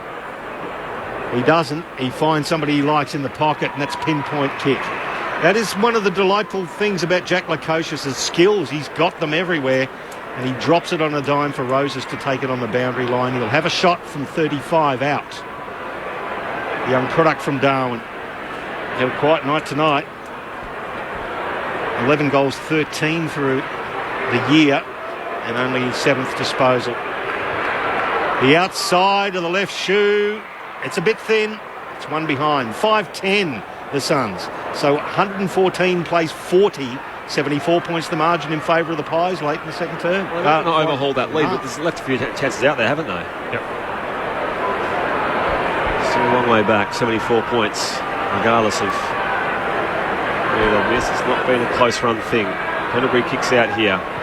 Beyond defensive 50 for the Pies. and it's onto the chests of Collins.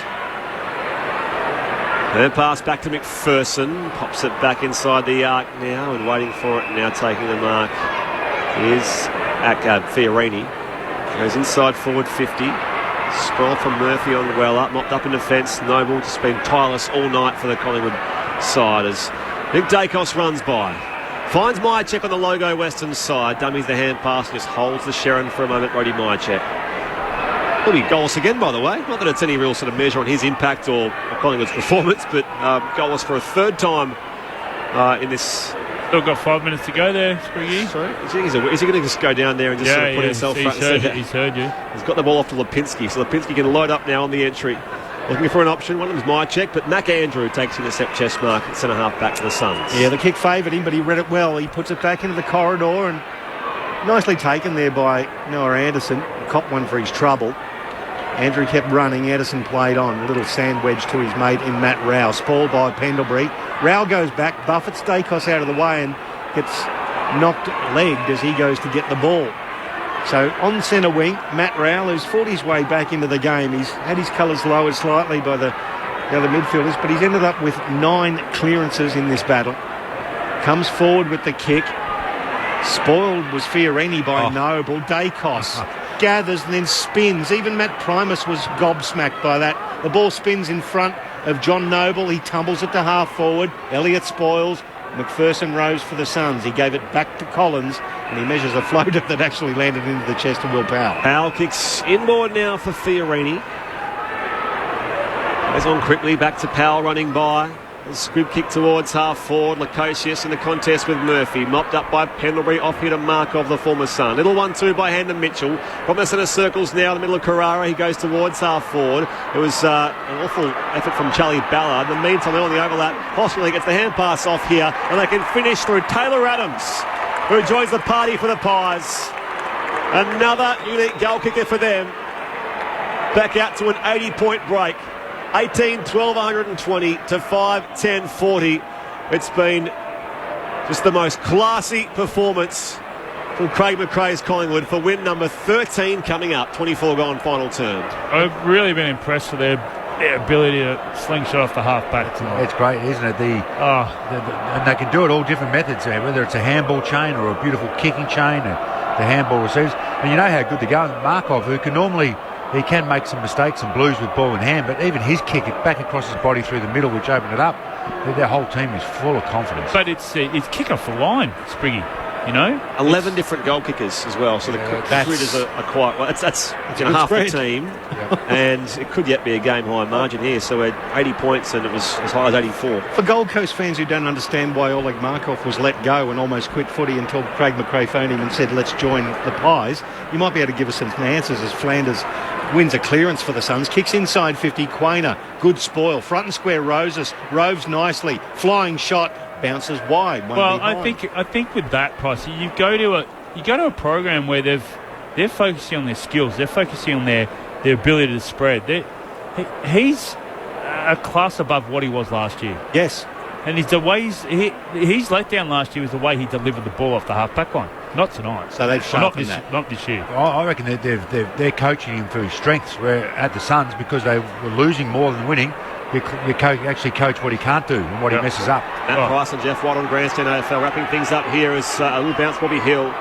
Tomlinson kick towards half forward. Pick up here from Elliott. 5 goals tonight and counting. Competes hard there against Ben Long.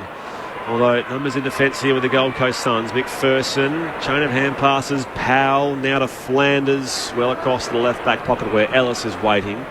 79 points remains Collingwood's lead. It's a nice pass from Ellis to find the chest of Ainsworth behind the wing. A couple of goals to Ben Ainsworth tonight. Only the seven disposals though, and he wants to go back across half back to find Ballard. The Pies have set up magnificently in front. They've done it all night.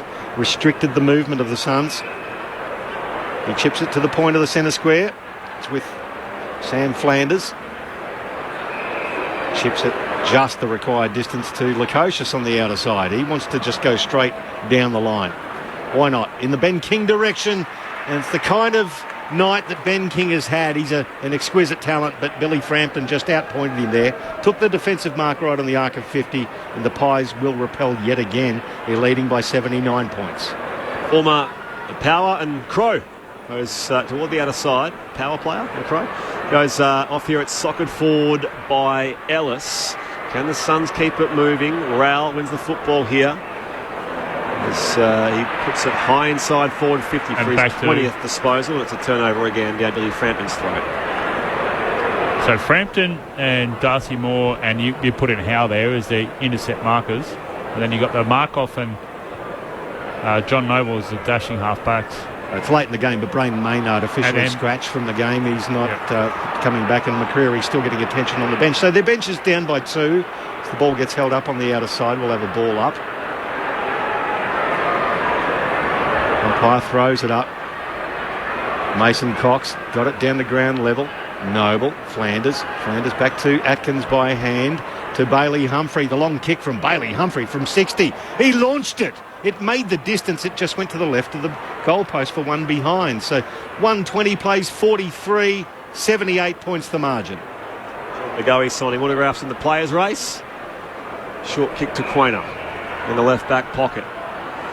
Well, the challenge was laid down for these plucky Suns, but tonight on the Gold Coast, it's been a total solar eclipse as the Magpies flex their premiership muscle to the tune of 78 points.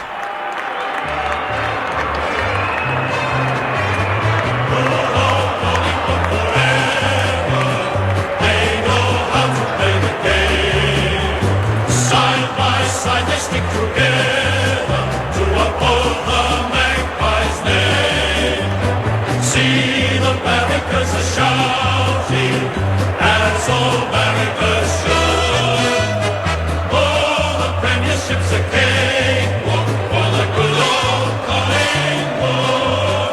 The Gold Coast Suns never led. It was Collingwood from the outset, 4 goals to none in the opening term. 26 points was the quarter-time margin. 62 after a blistering second term. That was 7 goals to 1. 57 points at the final change. The margin was as high as 84 points midway through the third term before the Gold Coast Suns hit back. And in the end, it's a 78-point margin in the end. 18-12-120 to 5-12-42. Collingwood outclassed, outmastered the Gold Coast Suns here at Carrara. Collingwood forever. They know how to play the game. Side by side they stick together to uphold the Magpies' name. See the barricades are shouting as all barricades should. Oh, the premiership's a cakewalk for the good old Collingwood. In the end, goal kick is for the Pies. 5 for Jamie Elliott, his best return this year. His best return for a couple of years, in fact. Bobby Hill, Billy Frampton each kicked 2. Singles for Noble, Markov, Lipinski, Hoskin Elliott, Nick Dacos, Jack Crisp, Mason Cox, Darcy Cameron and Taylor Adams. 11 different scorers on the board for the Pies. Meanwhile, for the Gold Coast Suns, this is nice and easy. 2 for Matt Rowell. Each were in the third quarter. 2 for Ben Ainsworth, and the first goal was to Hawago Oya, who was subbed out at half-time. The Collingwood sub was made, Jeremy Howe. It was just a precautional tactical, but they did see Braden Maynard and Bo McCreary finish the game on the bench as well. As far as Collingwood are concerned, they win here by 78 points. It's their 13th win of the season, and a percentage booster as well. Not that it mattered for them because they still had the best percentage by far. And for the Gold Coast Suns, now 7 wins, 8 losses. They're now 3-3 at home this year as the blowtorch continues on Stuart Dew.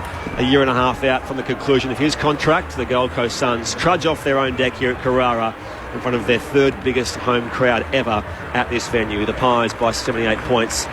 As Matt Primus and Jeff White can summarise it for us on Grandstand AFL. Well, it was a wonderful display from Collingwood. Used the ball extremely well. Ran in numbers. Their pressure was outstanding. Forward and behind as well. Their tackles ground balls. I mean, you go through the whole list. It wasn't a weak link in their side tonight. They really matched up really well. I was really impressed with the way they linked up from the half-back line. I mean, they've won by 80 points, and John Noble's had, 27, 28 possessions off the half-back. It just shows the work rate, the effort to push through, cut the lines, just to be able to link up play going into their forward 50. And it was an outstanding effort by Collingwood tonight. They're really impressed the way they just went about it. And the four quarters, there's a little bit of a patch there in the third quarter, but they obviously addressed that in the last quarter to get back to that 80-point margin where they were at the start of the third quarter. That wasn't even a patch, it was a patchette. Yeah. It was like 5 scoring shots in a row. And it was near the end of the third quarter, wasn't it? They just put the queue in rack for a few minutes, but scintillating football. I don't want to keep banging on about it. Okay, the Gold Coast Suns, I thought they were pretty ordinary tonight. Their efforts were ordinary, but the Collingwood team, it's the second time we've got to see them live in Southeast Queensland this year. They move the ball like nobody else. When they're on, they're just sharp, they're skillful. They went at above 65% for efficiency inside 50, just generating shots. It was too easy. So was it all Collingwood, or was it a good chunk of the Pies' brilliance and the part of the Suns stinking it up? I've got this sinking feeling in my guts for Stewie Jew right now. I think the media, so far, they've got the quiver loaded, and arrows are going to be coming for Stewie Jew all over the place after tonight's game, because that effort was putrid. Well, I think the timing with a certain someone saying that he's still hungry for coaching. And that's the other narrative. Happened this week, but Damien Hardwick, who didn't mind it being far away from home here when COVID was happening, we saw in the doco and everything. So it could be a welcome home for him on the Gold Coast. But I don't want to sharpen the knives for a man with his job like Stewie Jew. I respect the guy, and I think he's working hard, but. Where else do you go after that? That was horrible when they had the chance. No one would have been able to beat Collingwood tonight. The way they played. The way they played tonight was outstanding. But they were deer in the headlights. There was no turnover. It was super impressive, and the disappointing thing is all week, and speaking for the guys up here on the Gold Coast, it was a talk of the Suns. Where we've now got a team ready to push deep into. The home and away season to make the 8, and Dewey saying I'm the man to take it, and the players saying we think we're good enough and mature enough and experienced enough and all that stuff to come to the 8. So it was built up, and then they've just turned in an insipid performance, and that was like Sydney round 2 out here. That was the insipid performance they've had. So that's where the criticism will come. Hang on, if you think of this, why are you coughing up this? And there is no reason. Their list is as healthy as anyone's in the AFL. They're playing on their home deck. They come off a great win last week against Hawthorn. Previous week was the bye, so there's no excuses. And, Collingwood are very good, but the Suns were very poor. There have been false dawns before with the Gold Coast Suns, as you alluded to, Pricey, and that's the question. To have that pressure, though, on the coach, you need, I guess, the passionate fan base. It's a small football community here on the Gold Coast, and as to whether the time has come to affect that change or lay a mark down for the next few weeks as far as what Stuart Jew needs to do to keep his job, is that pressure there from this particular fan base? I'm not sure if it's the fan base, Matty. From everywhere else, case in point, in Melbourne, if let's say any Melbourne club that was in that position came off the field after that performance, getting clapped off the field, standing over. I'm not into booing your players off the field. I think that's rubbish. But they were warmly clapped off the field by their supporters. Now, that's not going to happen if you're playing for Essendon, Hawthorn, stuff like that. They're too nice, perhaps. I don't know. Is that part of it? I think the fan base is sick of them not being good enough. But I think it's more they're bored, and they've got some pretty high-performing footy staff in their CEO and footy manager and those things. That's where the pressure's coming from, because this club, as I mentioned last week, they have the biggest list size in the AFL. They've been given draft picks. They have great facilities. They've been given a lot of things, and it should be turning into something. And at the moment it doesn't, but they can turn that around. But the next 3 weeks are the important ones for mine. Port Adelaide, in Adelaide, as hard as it gets anywhere to play. And then St Kilda, who will be fighting to stay in the top 8 the week after that. If the performances don't improve after that, then the heat's going to be part of the narrative is about the Gold Coast Suns, the fact that the lights just burned a bit too bright for them tonight, and they disappointed on the big stage. But before we farewell our audience off to Essendon versus Port Adelaide at the MCG, the Pies. And do you see them? Do you see Collingwood being stopped? Are they it for you as far as flag favourites? No, I think there's a game style, like I alluded to pre-game. I've got egg on my face. There's a game style that can limit. You can't stop them, but can limit the way they play. It is bloody hard to do. There's not many teams that can do it, but there are a couple. But the way they keep coming at you, they're always in games, hence why they've come back from margins all the time at three-quarter time. But they're one of the top 2 or 3 teams that definitely can win it. But I reckon there's a couple of teams out there that have a game style that can counteract it. Can you do it for 4 quarters? That's the really hard thing to do against this mob. What impresses you most about the Pies, Jeff White? Just the ability to be so clean. The way they work in their numbers, work rate, foot skills are unbelievable, and they just the connection they have off the half back line. They just are carving. They just carved up the Suns tonight. The Suns didn't know where to look, didn't know how to defend, and made them look second rate tonight. But they were just so clean, and they switched the ball at the right time. If there was play down the skinny side, they would immediately switch to the other side. The work rate, the ability to spread, they just outworked them tonight. I think, and Whitey nailed it on the head, I think that we all love the ball movement and the goals, and that's what we all come to footy for, whatever. We want to watch the scoreboard tick over. But apart from St Kilda under Ross Lyon, they have the least scores against Collingwood. So defensively and toughness-wise, they're as good as anyone in the competition. I reckon that gets looked over because of how slick they are in their foot skills and the scores they can kick and the comeback victories. But defensively, they're as good as anyone, and that is what holds you in good stead to win flags at the end of the year. 78 points their win over the Gold Coast Suns here today. And as is tradition here at Carrara, they've got chariots of fire going because they blow the siren and you can enter the field of play, and everyone races toward the middle.